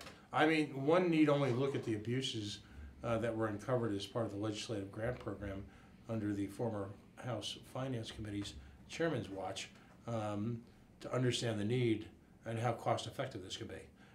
Has anyone pointed out any conflicts between, is there a fear that the agency could become, perhaps in an alternate reality, considering this is Rhode Island, too strong? Or how does one temper, if you will, the reach so that it does not become a politically charged environment? Yeah, that's one of those, the answer is trust me answers. Yeah. Having walked in those shoes, once I became the Inspector General, my social life went to hell. But no, I wasn't more powerful than the CG. I wasn't more powerful than the Chief of Staff. I wasn't more powerful than the school commander or the brigade commanders. Right. All of my work was in the background. But all you had to do was, in the office, is get somebody saying, you need to follow rules, because if the IG ever finds out, that's what you want. Right. He wants still a little fear of God there. Yeah, I mean, you should be doing it anyway, but, humans are humans. Exactly. Now, is this under the legislation that you've submitted in the past, is this an appointed position, an elected position? And where do they report directly to? It's appointed. For example, in Massachusetts, it's the governor, the attorney general, and the auditor general appoint an IG for 5 years. And as the history that they've had one guy do it for 5 and then the second term, and that's it. Pretty much after 10 years of seeing the bad news, Right. time to move on. Right. But that's how it's done. Other states are different. There's 12 states with IGs. One thing I'd like to mention in that regard is, and it's interesting to note, we have some statistics that you can go to the National Association of State Budget Officers. So that must be quite a party. Oh yeah. And they put together an annual report, and it shows where states are all spending their money. And they also list in nice forms, in tabular form, an Excel spreadsheet, how much each state has spent each year over the last 3 years. So you pick any year, you throw it into Excel, you do your average, and then you sort it from highest to lowest, and you look, and unfortunately Rhode Island is spending about 50% more per capita than the national average. It's astounding. And please don't hold me to these numbers. Just yesterday, there was an analysis of Governor Jerry Brown's last budget in California, and it was something to the tune of $190 billion, Right. which is a breathtaking amount of money. But then you realize it's California, Right, which has 39 million people. right? So a 190 versus 9, and Cali's right at the national average. They spend about $6,700 a head per Right. person. right. The national average is right around 6,700. Right. Rhode Island's close to 9,000. Wow. Yeah. So I'm looking at that list, and we're pretty much near the top with a Yeah. bullet. With a bullet. One of the lists, we're at the top. And you really have to get into a state, some of the more interesting states like Alaska, Yeah, Wyoming, there's and a story Delaware. behind each one, but the ones highlighted in yellow here, those are the ones that have IGs. Interesting. The state of Florida, down at the bottom, no matter how you slice it, they have the least spending per capita. You wouldn't think that would be the case. They don't have a state inspector general. They, like the federal government, have 26 state-level IGs. Wow. The Department of Education, the Department of Justice, Department of Corrections, Department of Transportation, 26 separate state-level IG offices in Florida. And they only spend about $3,800, almost half per capita. Why? Because there's people looking at what's going on with state spending on a regular basis. And they're literally spending a third per capita of what we're spending. Absolutely. That's breathtaking. And think of the challenges down there with the folks from the South, You've got immigrant, Latin America, you've all got the immigrant countries, issues, and the retiree community. I mean, that is a challenging state to run. right. You've got very challenging urban areas surrounded by wide Everything, swaths of agriculture. storms, I mean, lions and tigers and bears. storms, I mean, in the whole 9 Florida. yards, yeah. Yeah. So I hope I've answered your questions. No. This is outstanding. So in this case, who would the IG? This was an appointed position. The legislation that you promoted in the past and will continue to promote envisions where is their direct report to? Is it a direct report Governor. to the governor? If I were king, here's two things I would do if I were king. Mm-hmm. Now, there's some folks that have suggested, oh, let's put it under the Attorney General. No. Under the Auditor General. No. Under the Lieutenant Governor. No. The IG is a special staff officer that works for the governor. Right. And it's not a power play. I wish I could convince people of that. Right. That once they get their inbox and they get working, you won't see them. If you're appointed the IG, you'll be lucky to see them. Mm-hmm. Because they will be so busy. Mm-hmm. But what they do is, for example, last year and 2 years ago, the state of Pennsylvania, their Inspector General, found $87 and $94 million in misspent welfare funds. They made corrections. They're not making that mistake again. Fundamentally, you just saved $87 million. Right. State of Massachusetts, back in 2012, they said the whole Medicaid program is being done wrong. If you make these recommendations, you will save the state $230 million. Wow. We have $9 billion in this state. And then just done this, again, that's not a panacea, that's not a smoking gun. That's to say, whoa, our spending is way more. It's not incrementally more, it's significantly more than the national average. Why? And let's do a reverse engineer that and run that rabbit down the hole. Right, and it's clear that if you don't have the statutory authority, you don't have the authority. I hearken back to Governor Carcieri's first administration, in which he talked about the big audit. And to most people, one of the great unanswered questions of that era is, whatever happened to the big, excuse me, the big audit? And it strikes me that they simply didn't have the line authority, I should say, mm-hmm. to really enforce anything they might have found from the big audit. Flash forward a couple of years, Ken Block, in his, who's got a significant amount of expertise in health and human services expenditures. Yeah, that's right. His report. Right, was a very, very successful entrepreneur. And again, someone that I would consider a citizen patriot to the extreme. Mm-hmm. Ken Block has managed to invest countless thousands of hours of his own and his staff's time at his own personal expense, mm-hmm. and at the same time continues to receive the unrelenting ire of many of our state officials, when in fact someone like him would probably be the ideal Inspector General, in so many ways. Well, actually, the other thing. So if I were king, I would make sure that the IG, now they can have a 2-person, 3-person, or a 5-person group. In fact, most states actually have an Inspector General Council. So the IG doesn't go and eat up a lot of the governor's time, but the IG goes in and says, okay, here's the 20 or 30 or 40 cases I'm working on. Mm-hmm.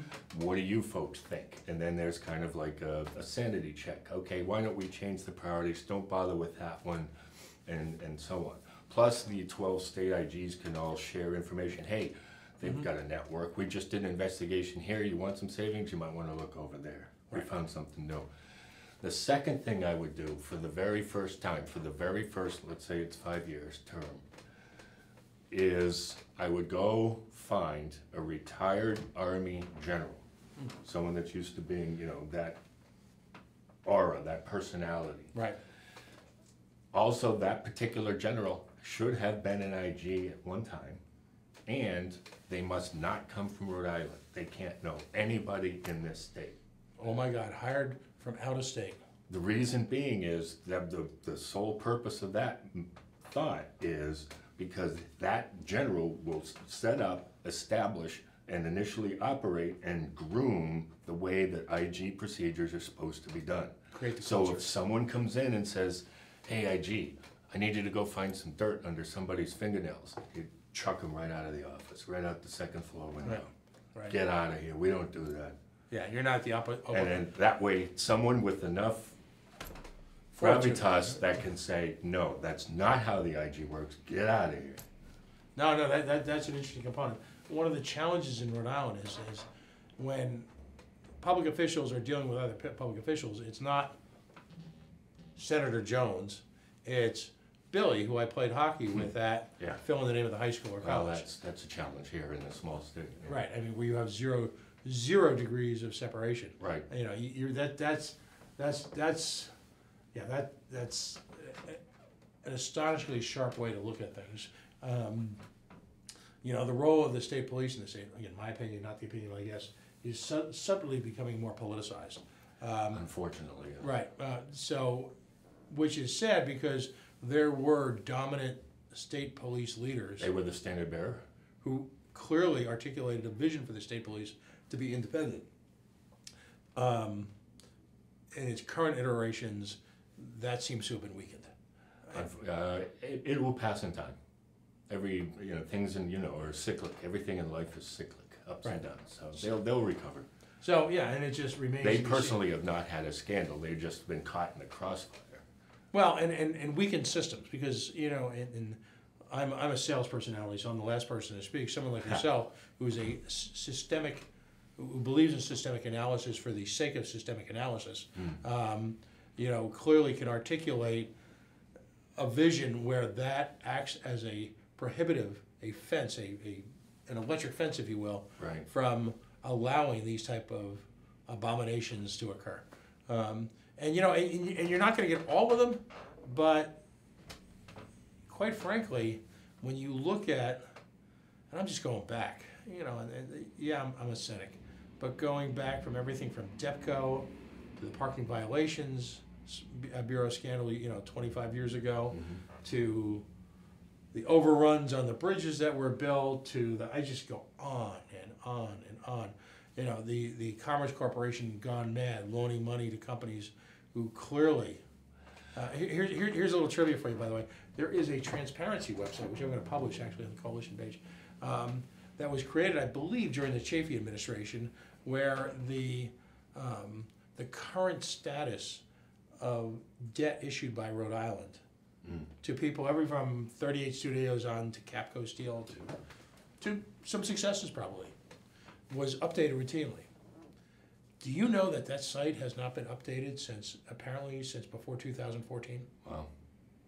The site's still out there, and we're gonna publish that to people because we need to understand if we're looking at an administration that clearly believes in legally feathering the nest of private corporations with little or no accountability as to success by loaning them millions of dollars.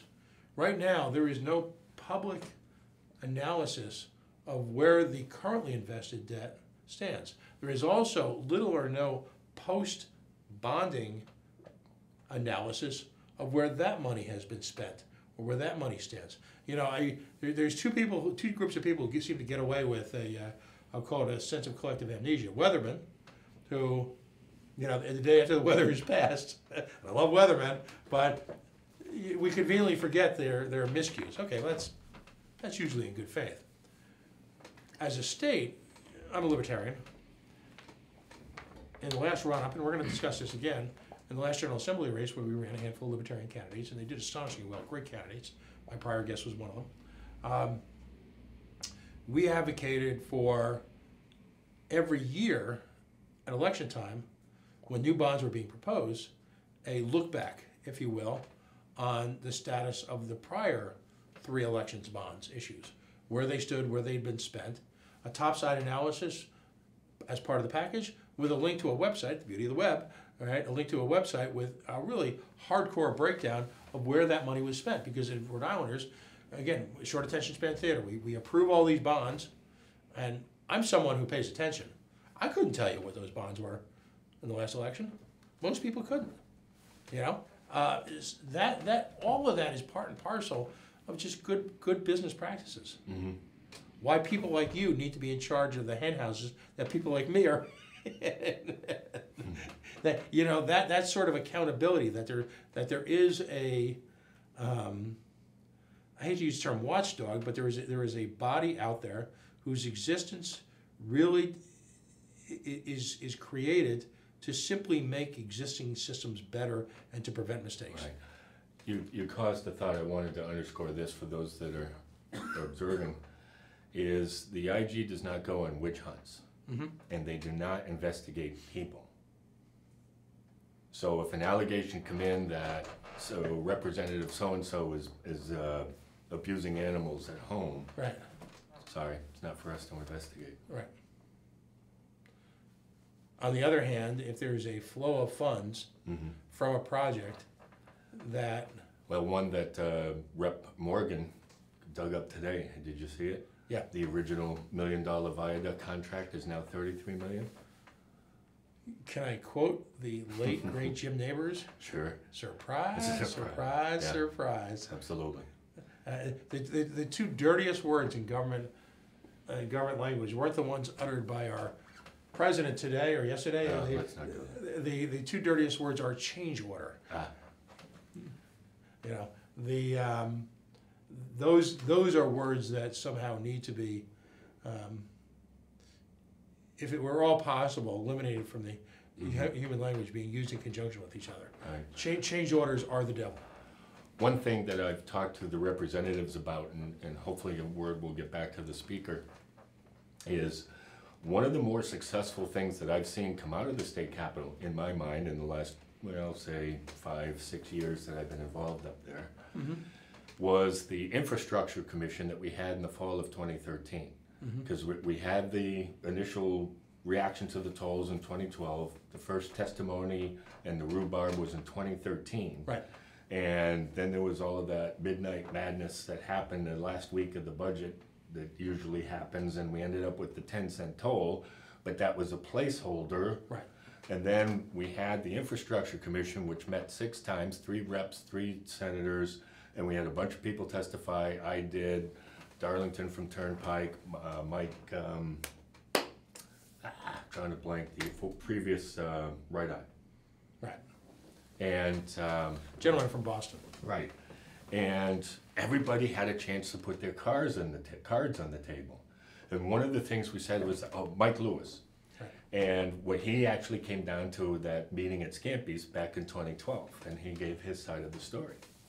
And, you know, they said, well, you know, there's X number, they get an Excel spreadsheet with like 750 bridges that are considered bridges by definition, not a culvert, so on. But he said like 400 of them are structurally deficient. You can drive over them, but they're structurally deficient in their terminology. So the get well number was 400 million. Then when we went a couple of months later, the get well number was 600 million. Then in the infrastructure commission in the fall of 2013, he said, yeah, we need 1.1 billion to get all of the roads and bridges well in this state.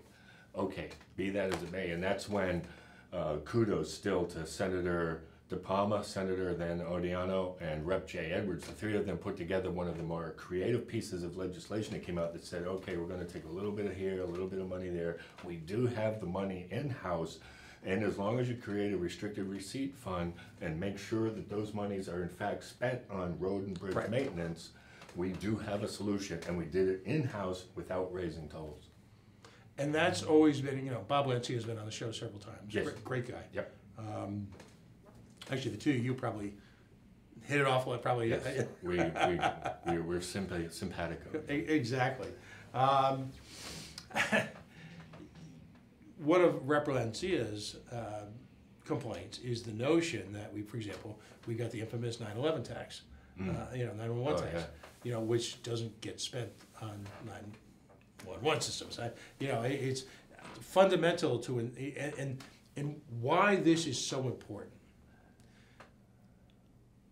We suffer from a malaise here in this state, increasing bitterness, and I'm the prime example of all things government.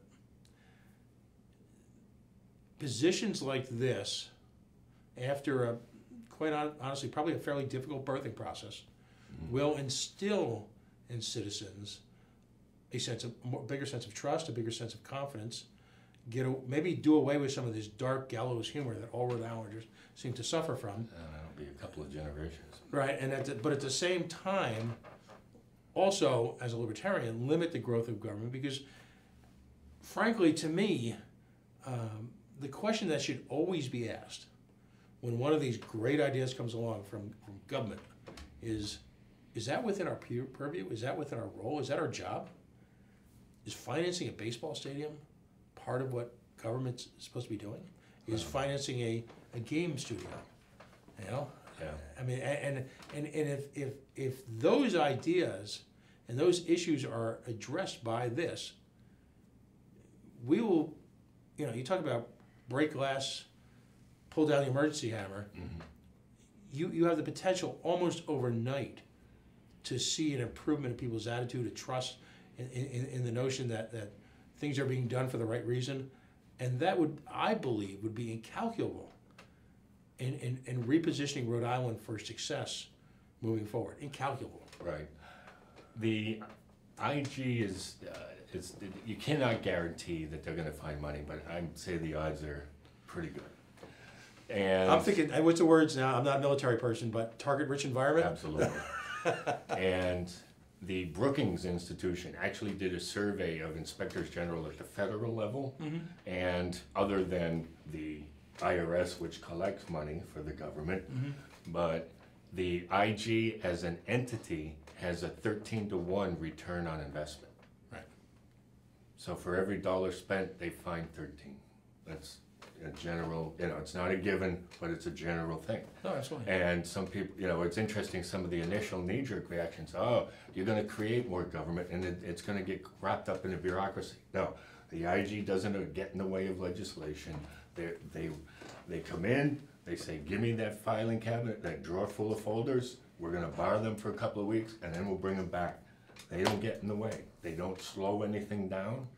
And one thing which reminded me, if those of you inclined, again, to support the Auditor General, is the state website, go to the Auditor General, annual reports, and then, I'm not saying read the whole thing or each of the reports, but look at the table of contents, and then towards the end of each report is a list of recommendations on where the state can save money. And if you look at those for each year for the last 5 years, it could have a V8 moment. So. Right. Yeah, no, So absolutely. they do good work, but it gets buried in the bureaucracy, which is why the IG needs to work for the government. It's all about the mission, but also how the mission is exacted. Exactly. It's excellent. Well, again, my hat's off to you for being one of those citizen patriots who are trying to make people's lives better simply because it's the right thing to do. Folks like yourself are just invaluable, and the efforts and so many of the people that you mentioned, John, all those folks, again, as tough as some of the challenges we're going to face this year are, I can't imagine what this state would be like without folks like yourself who are willing to continually step up. So my hat's off to you. Congratulations on the job may not be complete, but I believe firmly, after having looked through your paperwork and just had some conversations, the moment is here. That's why we captured the buzz phrase that an idea whose time has come. Absolutely. Well, Ray Berwick, congratulations. Thank you for all your hard work. Great to meet you. Thank you for joining us tonight. You're welcome. This has been wonderful. And I hope you'll put us on your communications chain. Absolutely. Keep us involved, and we'll have you in from time to time just to kind of report on things as they progress. And let's, as a state, collectively just move this idea forward. Love that. Excellent. Ray Berwick, he of course let's talk about where we can find you on social media. Is IG_in_RI, correct? Correct. Well, I created on WordPress a very simple website that has all of the information that we talked about and more. It's got links to the Capital TV clips of my testimony. It's got the Jim Hummel interview, and now you guys will be up there soon. The website is www.iginri.wordpress.com. Right. And then there's a Facebook page, need an IG, and a Twitter account for those of you that are so inclined. Excellent. And then actually it's easy to just go to Rep Morgan or Rep Lancia, and then he always retweets everything that I put. But I go about a couple times a day, I'll scroll through Twitter, and then boom, here comes one of those headlines, and it said, "Oop, if we had an IG, they might have prevented this kind of thing," or "This is a good thing for the IG to look at, and they should look at these in other areas or agencies." Make sure you tag us on that. So Absolutely, we'll do. We can help amplify. Very good. Thank you so much. Thank you. Folks, we are the Coalition, loud and proud, outrage porn-free, civilly disobedient media, broadcasting live on the worldwide Coalition Media Network, here at the GoLocal Live Broadcast Center, 90 Way Boston Street, in the heart of the city we love. There's only an hour left to go. Joining us in a few minutes, Senator Nick Kettle, the lone voice of legislative reason in the Senate Finance Committee this week, in this week's seminal vote passing and moving the Paw Sox legislation out into the Senate floor for vote this week. We'll talk about that in a second. Facebook.com/The Coalition Radio, on the Mighty Mighty Twitter at Coalition_radio, CoalitionRadio.us, where we've archived our older radio broadcasts and where links to our YouTube page, where this and other broadcasts will continue to live in perpetuity for your education and entertainment value. Folks, stay tuned. We'll be back in just a couple of moments. I'm going to have a Yacht Club soda. We're going to reflect on a couple of things before we bring Senator Kettle on the air. We'll be right back.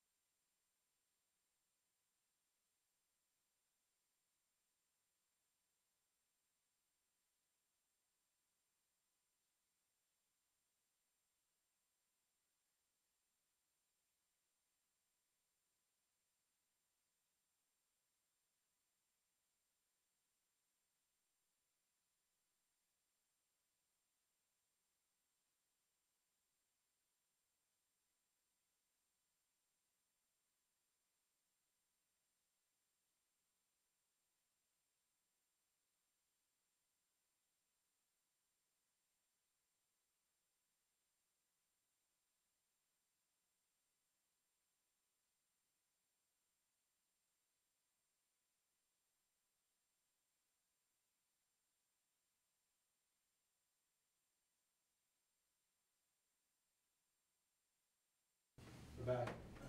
And we are back. We are the Coalition, loud and proud, outrage porn free, civilly disobedient media. Broadcasting, as always, live on the Worldwide Coalition Network here at the GoLocal Live Broadcast Center. My favorite moment of the show. I've been talking for 2 hours. I already had a sore throat. I've been out in the snow and the wind all for the last week and a half. The voice is gone. So what's more refreshing than an ice cold Yacht Club soda?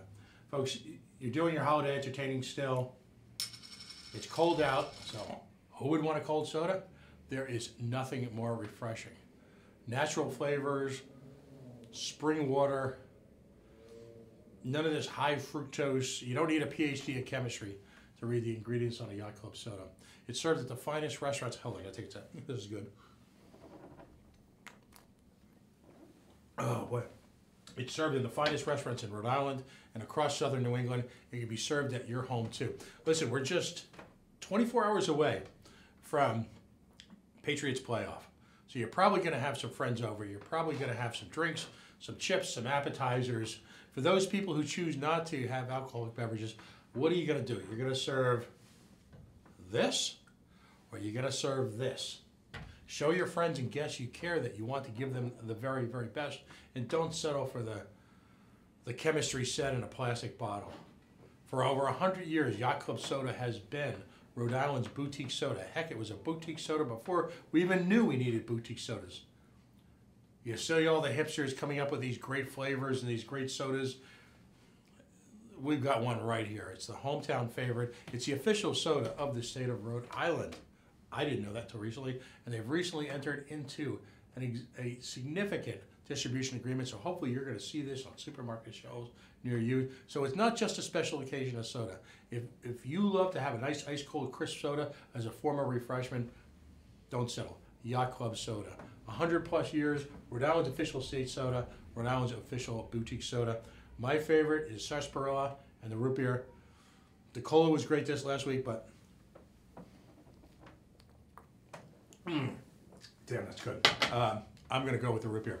I've got to talk to you folks for just a couple of minutes before we have Senator Kettle on. This week, and we'll get into some of the details on the Senate side.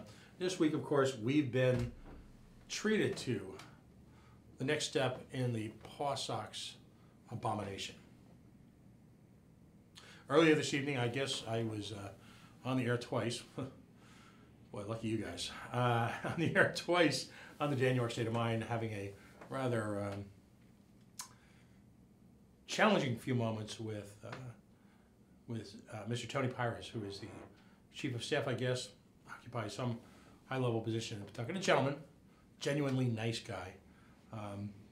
He and I debated things on the Dan York State of Mind. It was pretty aggravating. The first step out of the booth, it was all about the Libertarian Party being the party of an agrarian nation. I wasn't even quite sure how to respond to that. I'll just say this, that the Libertarian Party is the fastest growing political party in America. You do not need to be a libertarian to oppose this madness. The fundamentals are still the same. We still don't have a complete picture on how this is going to be financed. We don't have a complete picture on the infrastructure. We don't have a complete picture on the land acquisition. But what I refuse to accede to anymore is what I refer to on the Dan York State of Mind show as the notion that government's involvement or lack of involvement in business is some type of philosophical speed bump. It's not. Government has absolutely no place interfering in private markets. So to Mr. Pyrus, I would say to you that if you consider personal liberty, self-determination, self-ownership, if you consider acceding to the open markets, to fair playing fields, to fair and open competition, if you consider that old-fashioned, I'm not quite sure what to say to you. I know that the current 1970s era style of economic development that's taking place in the state, that we seem to have doubled down on the Raimondo administration, is doubling down on failure. Constantly told that I'm too negative. We have a Mr. Trillo, who's running for governor, likes to refer to me as Dr. Doom. We have demons that we need to exorcise in this state. And those demons revolve around cronyism. If there is an enemy number one in this state, It's corporate cronyism. We have an entire generation of state, governmental, and business leaders who find that it's okay for government to pick winners and losers, to make private investments in private companies, to socialize risk, and privatize success. And their underlying logic for all of it is because that's the way it's always been done. Now, unlike our president's rhetoric, I keep it family friendly. I have one word to say to that: balderdash. Folks, we're going to take a minute or two off right now. We'll be right back. Stay tuned.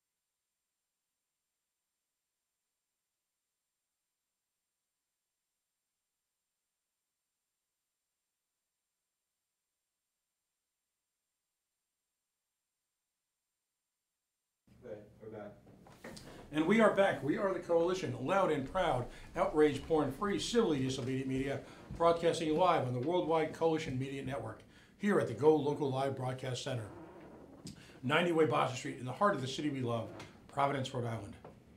Facebook.com/The Coalition Radio, on the mighty Twitter at Coalition_radio, and CoalitionRadio.us, where this broadcast and others, whether it be radio, will be stored there, or a direct link to our YouTube page, where this and other broadcasts will live in perpetuity. Took a moment here to have our Yacht Club soda break. Joining me on the line for the first time is someone who has been a real stalwart for small business here in the state over his time in the legislature. He is, of course, Senator Nick Kettle. What was remarkable this week is, good evening, despite weeks of testimony, the Senate Finance Committee essentially decided to ignore all of it, and instead gave in to the craven demands of a group of private business people. Of course, this is my opinion, not my guess, but a craven group of private business people who continue to believe that it is entirely appropriate for a state enduring all sorts of financial issues to extend their credit and to support and ultimately backstop a multi-million-dollar private entertainment business. Senator Nick Kettle, welcome to the Coalition. Well, thank you for having me. It's a pleasure to be here. The first of all, I mean, I'm going to be focusing on you and your opinions. I'm not going to ask you, and I'm not going to put you in a position. I'm not looking to, during this segment anyway, take vicious shots at the folks on your committee. I find them confusing, counterintuitive, disingenuous, but that's my opinion.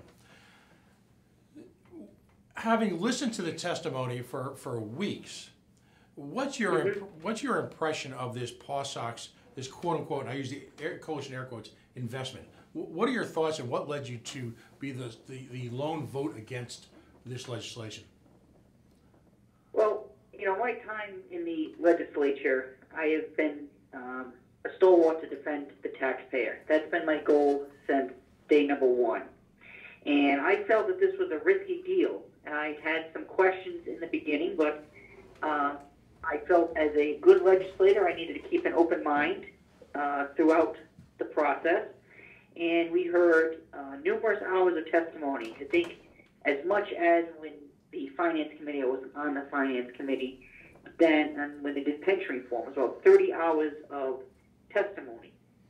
And what I found during that whole process was, we had the roadshow and everything, but a lot of the people with a vested interest came out. Okay, it was the laborers, all right, and those that had a connection with the PawSox. Mm-hmm. And it was very difficult for the average taxpayer to get there because, you know, we have jobs, we have lives, we have families, and other obligations.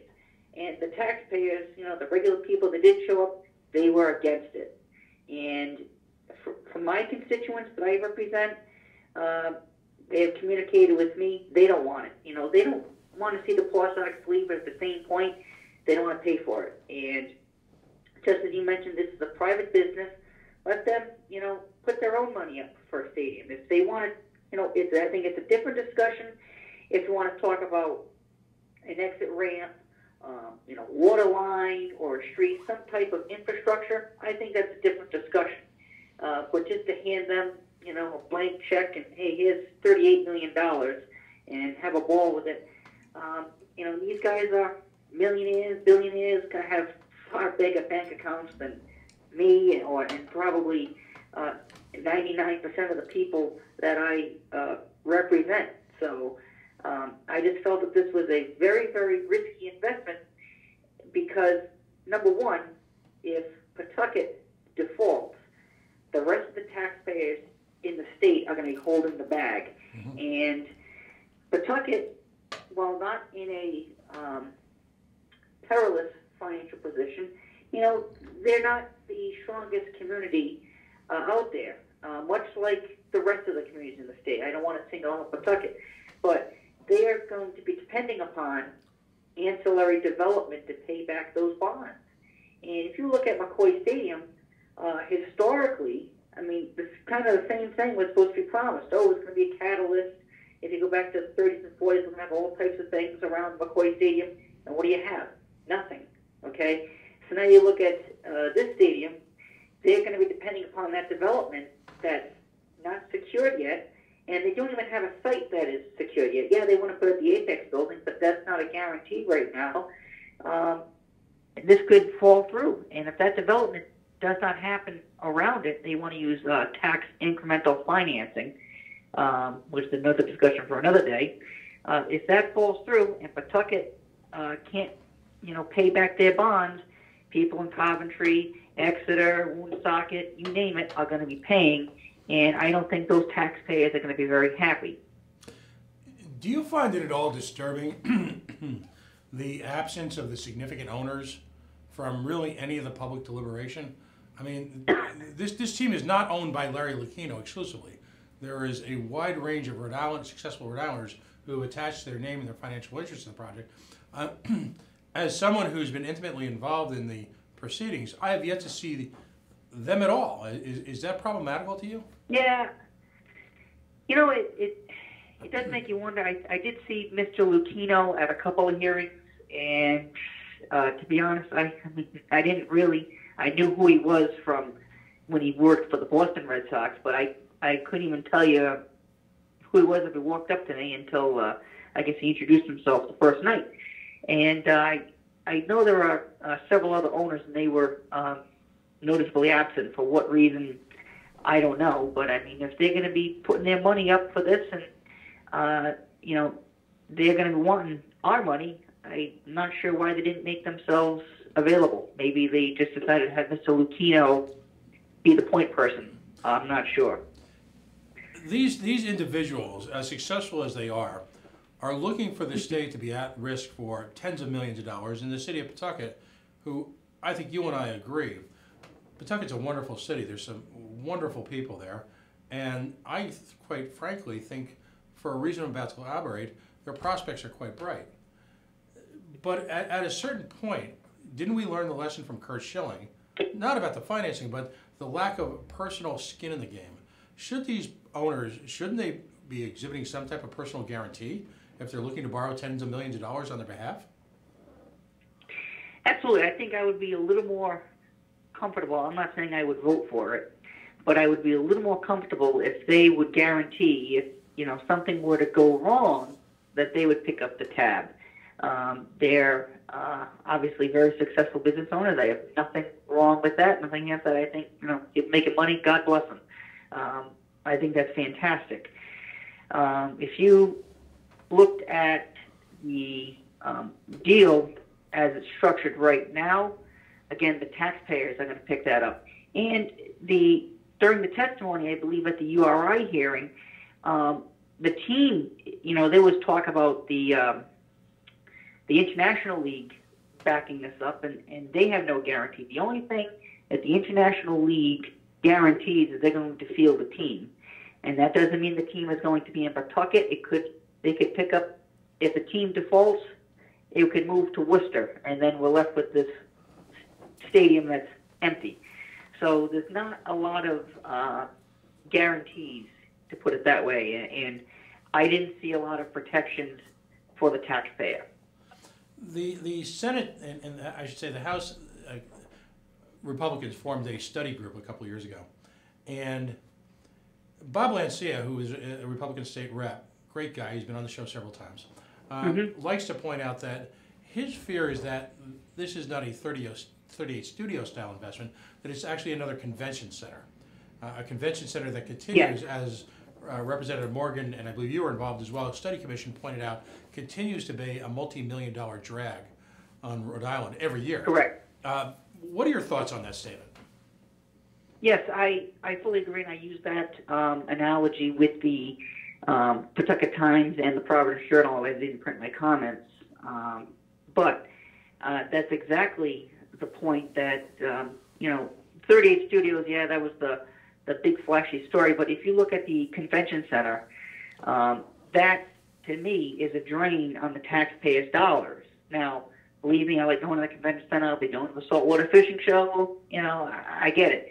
but I think we need to find ways to make government more efficient. And now, again, if we have to, in turn, start subsidizing this thing every year, like we've been having to do with McCoy, somewhat, it's going to turn into, again, another drag, if you would, or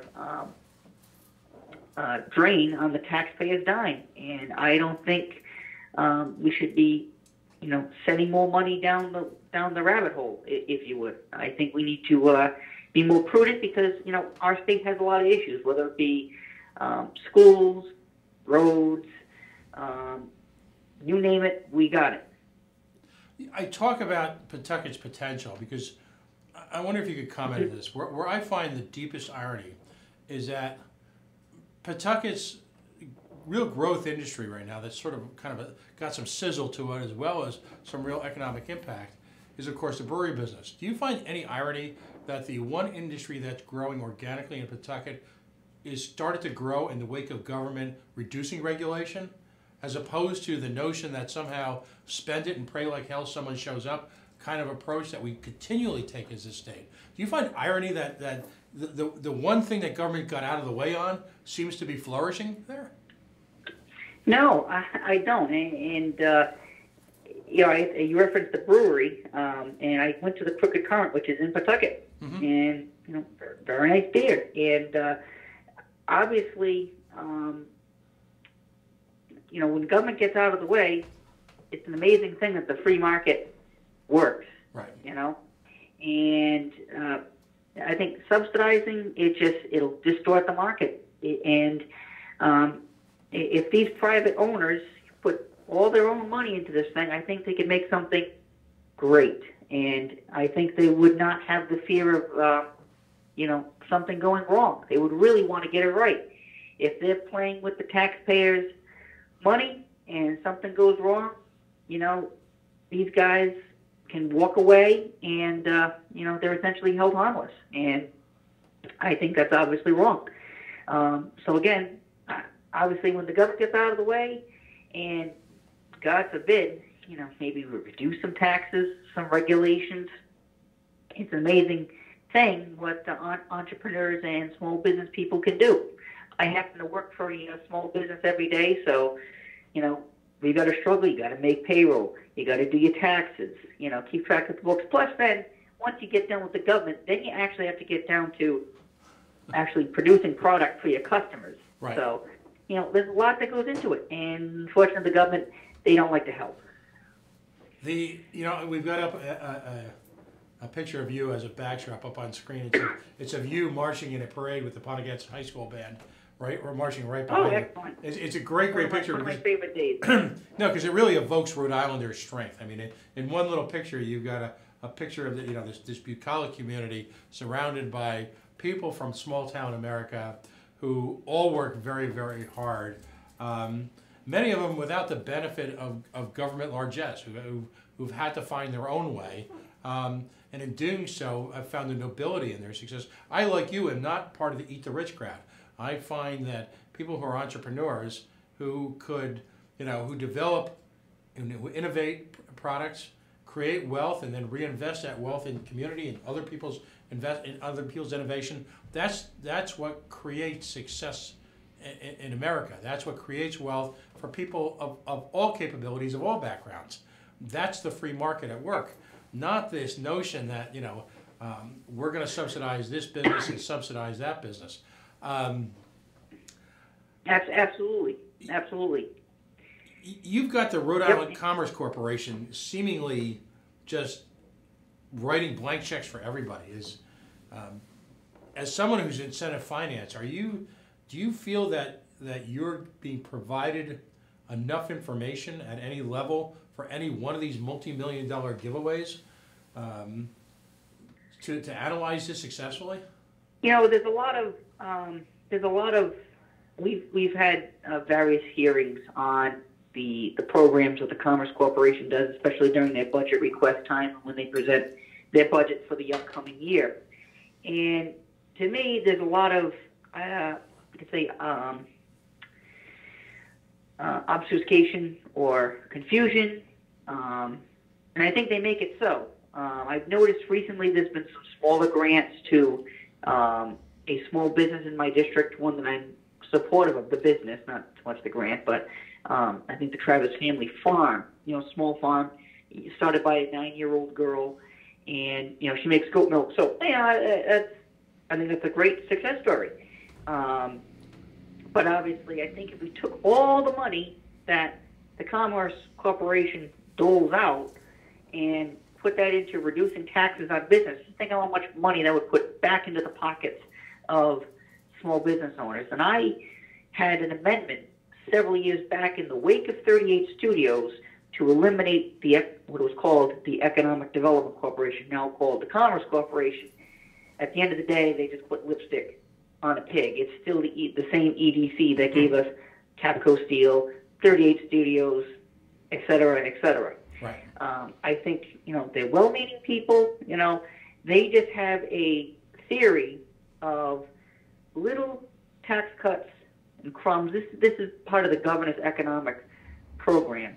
Little itty-bitty tax cuts, little marginal things to improve the business climate, using air quotes, and then using these subsidies to try and attract business. That's the economic game plan that I see from the governor and the Democrats. I would argue, let's get rid of the Commerce Corporation, let's save a whole bunch of money on all these subsidy programs, and let's give it back to, God forbid, the people and the business owners who know what to do best with their money. Right.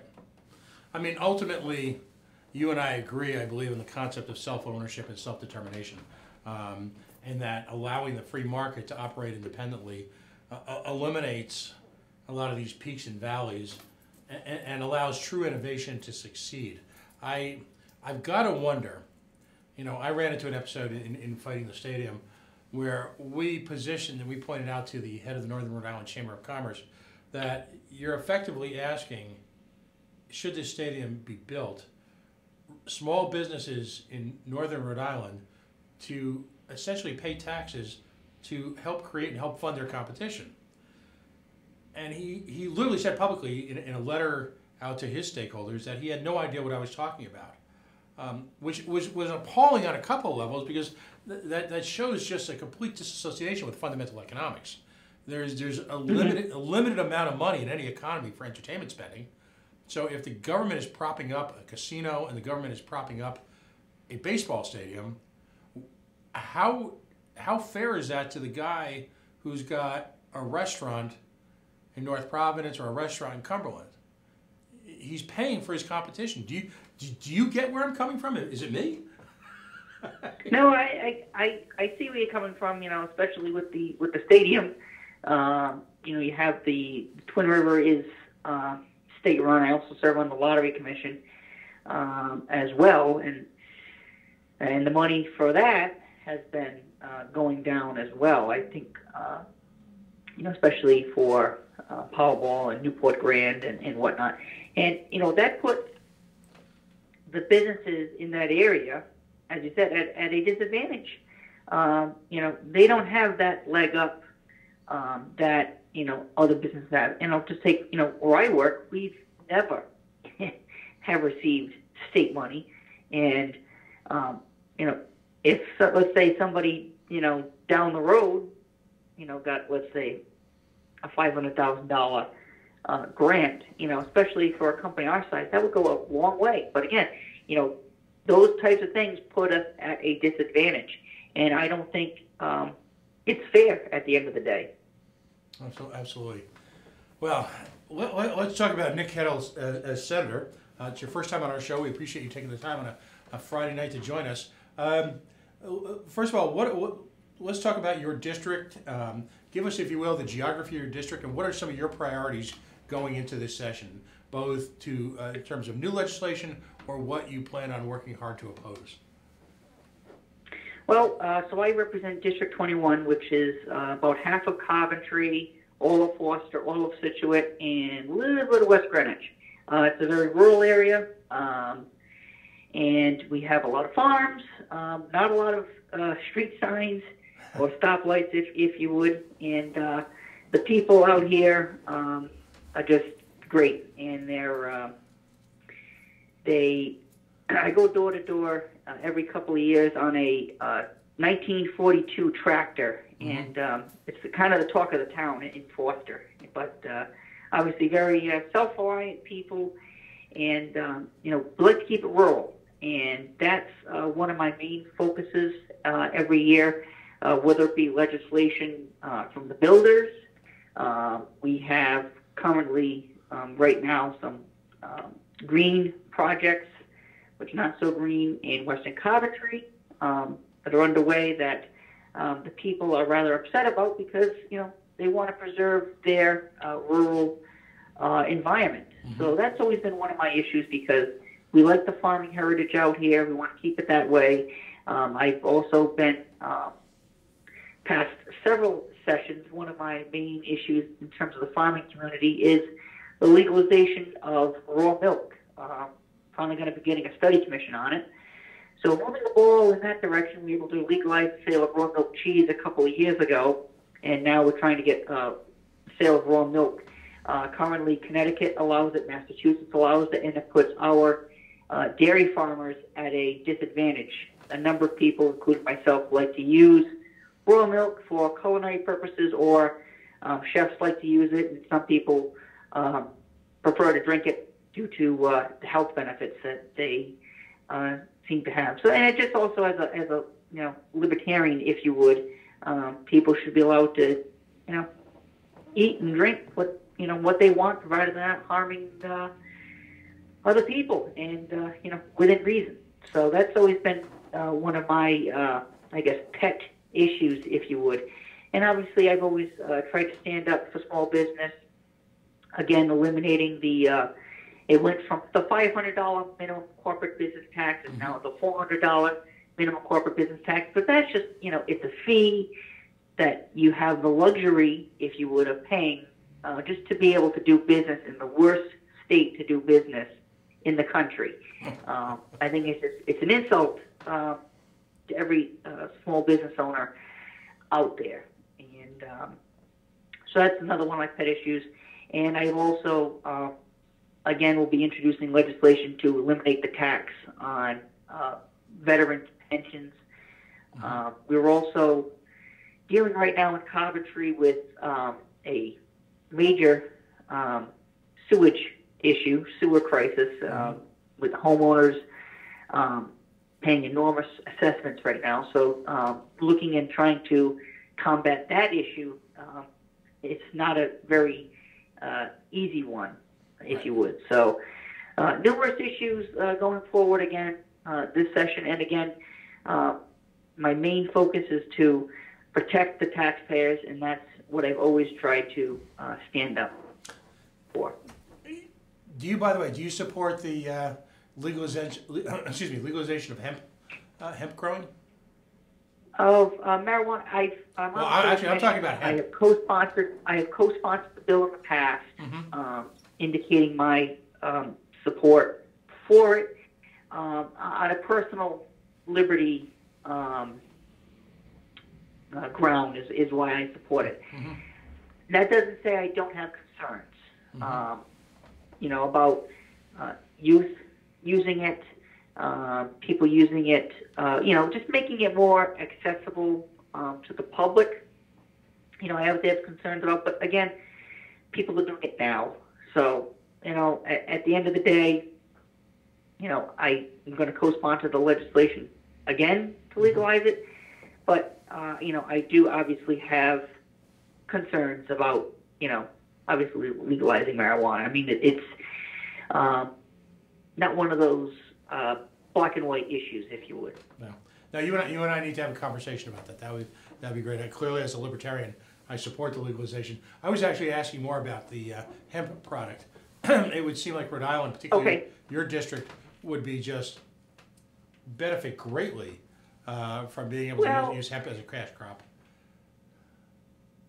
Perhaps, in some areas, that are, if it can be considered agricultural. I know that grow operations were attempted in the town of Coventry that the town council had shut down because they were next to a school. Oh, let me clarify.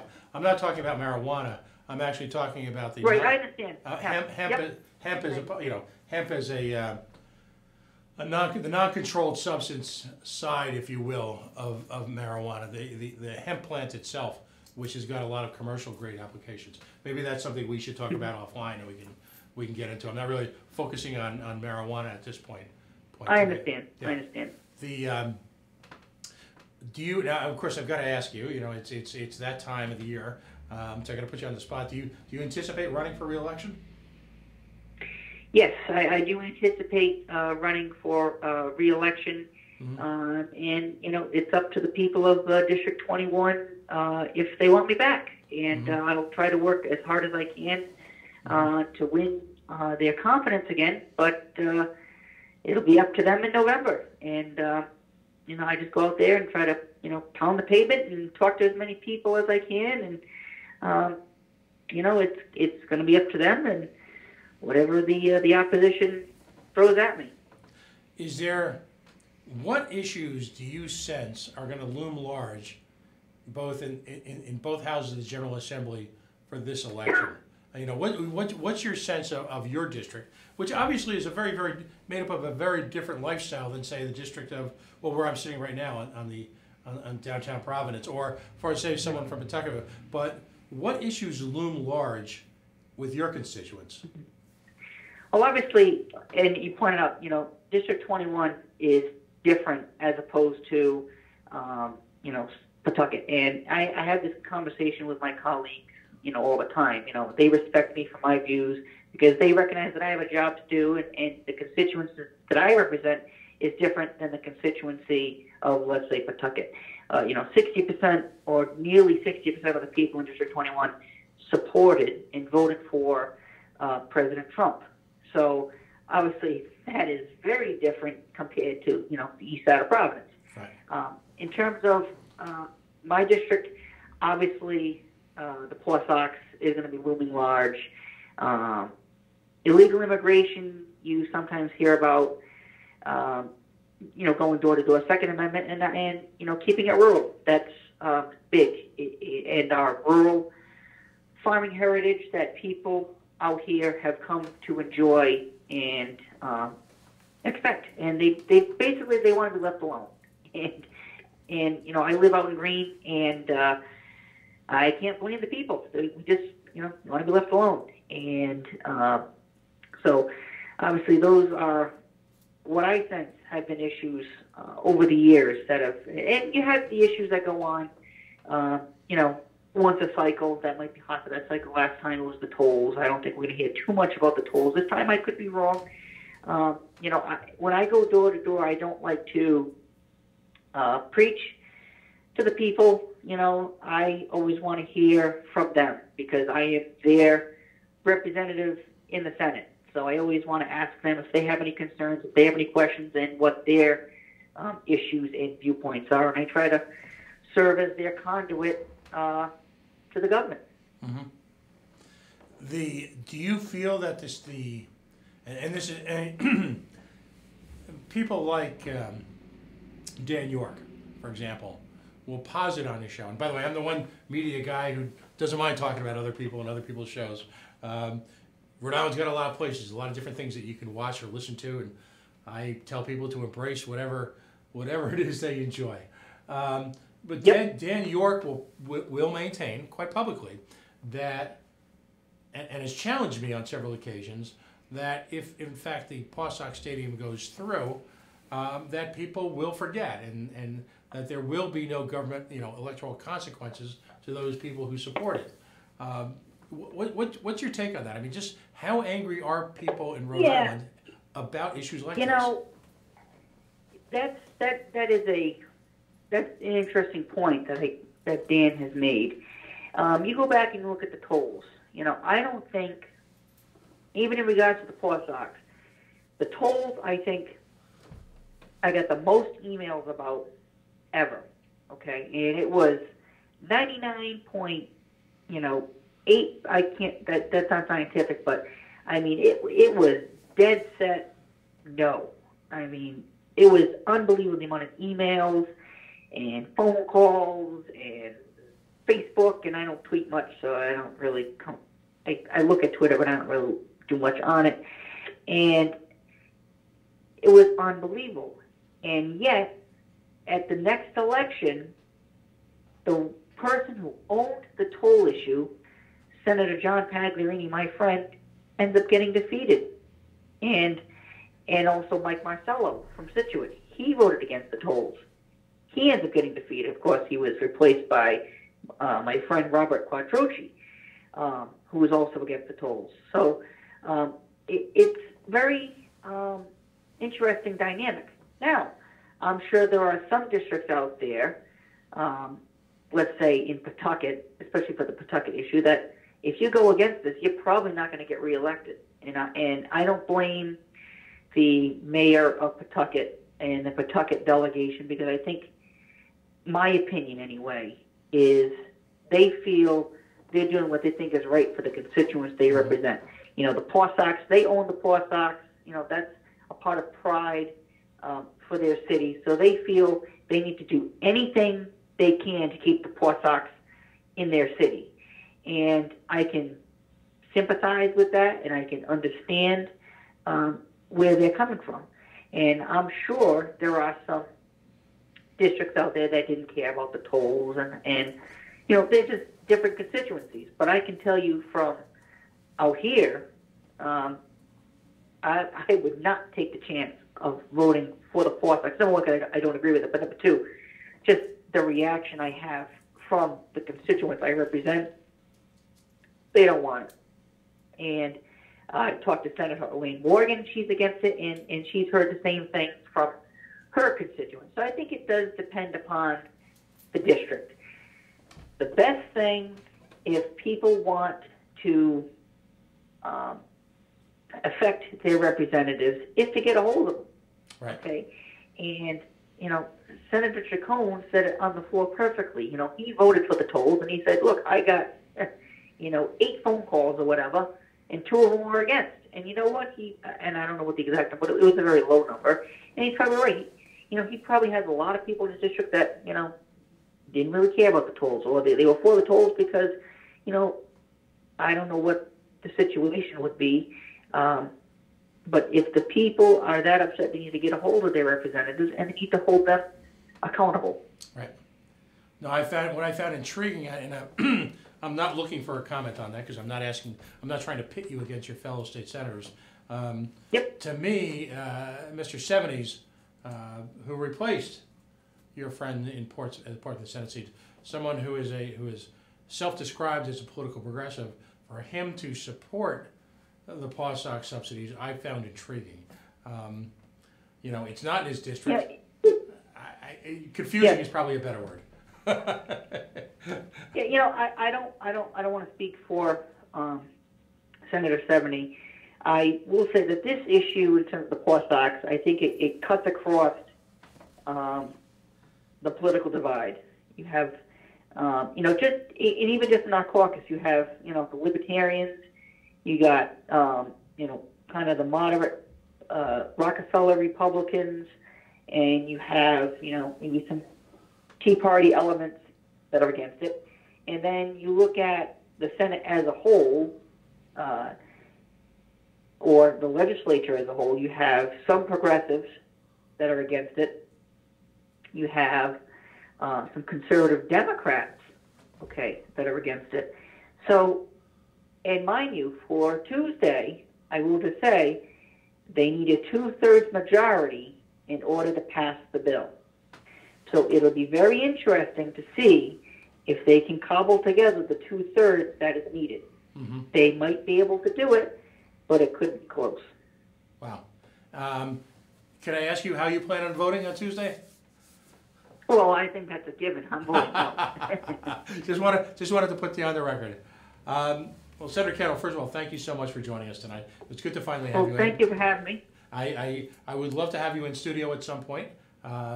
Yes, absolutely. Particularly as the legislative session goes on. any one of those issues, whether it be cannabis or hemp or any one of the number of issues, if you're championing, I will offer you this forum at any time to present your views as a conduit to the rest of the state. And I wish you well. And I'm going to ask you between now and Tuesday to reach out to as many senators as you can and ask them to draw the line in the sand at this point, because that's part of my job as minority whip, and I have reached out, and we'll try to continue to reach out to some of my colleagues to hopefully we can continue to stop this thing. Right.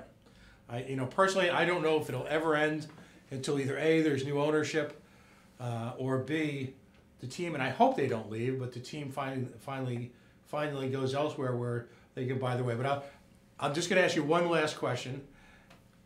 If in fact the Pawtucket Red Sox owners had sort of this last-minute conversion and said, you know what, we're going to build it ourselves and we're going to build the best stadium in New England, I believe truly that Rhode Islanders will move past this period of bitterness and divisiveness and embrace them as their own again and make this stadium, if in fact it's self-financed, the most successful sports venue in New England. I'm convinced of that. Absolutely. Absolutely. Because you look at the attendance drop, and I think Steve Frias pointed this out at the hearing the other day, and I noticed it too because I've gone to Paw Sox games off and on over the years, and there has been a precipitous drop at McCoy. Okay, and people say, "Oh, it's because we need a stadium." No, people are angry that you wanted to take the team and move to Providence and wanted $100 million of our money, and I think people are still angry that you still want our money. And I think if the Paw Sox ownership, turned around and said, okay, yep, we're going to do it on our own, I would guarantee that the people of this state would obviously embrace that and respect that and appreciate, for once, perhaps, a respect for the taxpayers' dollars. And I think that would pay off in dividends for the Paw Sox in increased attendance. Absolutely. Rhode Islanders, we embrace our own. We're a tribal group of people. Regardless of what race, religion, culture we come from, we are ultimately Rhode Islanders. We love this state, despite at times being quite angry with it. But it's always been one of those situations where we can say that about our state, you can't. And there's almost a genetic love for this place I was not born in Rhode Island. I've lived here for 25 plus years. It's my home. And like most Rhode Islanders, when I return from somewhere else, there's this audible physical sense of relief that I'm back in Rhode Island. You cross over exit 93 and you kind of, okay, I'm home. It's all good. We love this state. Absolutely. And folks like you and I, while at times we may be harshly critical, it's not out of any sort of lack of trust in the people of the state. We embrace the people of the state. We embrace the culture, the state itself. We want it to succeed. It's just that it's time to give free markets a chance. It's time to bring down barriers to success and allow everyone the opportunity to live the American dream. And I salute your efforts this week and in the past and embracing that, and let's see how it rolls on Tuesday. All right? Absolutely. We'll see how it goes, and I appreciate you for having me on tonight. All right. Folks, Senator Nick Kennel, Coventry and its environs, the one lone voice of legislative reason, if they will, in this week's Senate Finance Committee vote. As Minority Whip, he'll be doing whatever he can to draw that magical line in the sand, as I define it, to put this madness to an end so that Rhode Islanders can move forward, embrace free market principles, and provide an economic opportunity, an environment for growth for all, regardless of what your backgrounds are, what your dreams are. Rhode Island's a fabulous place, and we're better for people like Nick getting involved. Thanks again, and we'll see you soon. Thank you, and good to be with you, and hope to be on soon. All right, buddy. Well, thank you. Quite a night. You know, it's we've always said the mantra of the coalition. Well, it's people who take it very personally. That was always kind of the early hashtag. Clearly, whether it be Darrell Gould, our new friends fighting for the Inspector General position, Senator Nick Kettle's decision on a one-person basis to take on Senate Finance. These are people who all take it very personally. Citizen patriots, I call them. Regardless of whether you're a progressive Democrat, whether you are a libertarian or a free market Republican. Ultimately, your goal is what's for the very best for the people of the state. And that's what we love here at the Coalition. Folks, you have in fact been listening to the Coalition on the Worldwide Coalition Media Network, broadcasting live at the GoLocal Live Broadcast Center here at 90 Way Boston Street in the heart of the city we love. It's still raining like heck, but there's still plenty of opportunity tonight to get out and about in downtown La Prave, grab an adult beverage, grab a Yacht Club soda, a cup of coffee at the Coffee Exchange, maybe dessert down at Pastiche, or a quick bite on Federal Hill. Red Stripe over on the east side beckons, as does Gracie's here in the downtown district. We're blessed that we live in a state that has so much to offer, while at the same time challenged to simply do better for all of us. Facebook.com/The Coalition Radio. On the mighty Twitter at Coalition_radio. CoalitionRadio.us, where hopefully soon this video will be placed in perpetuity for your viewing enjoyment. We'll be back next week with another range of political and national issues, working on a couple of special projects, some local authors. We'll continue the fight. Please support our sponsors. You met Darrell Gould tonight, airsciences.net, Beacon Shipping and Logistics, and of course, my favorite, Yacht Club Soda. We'll see you next week.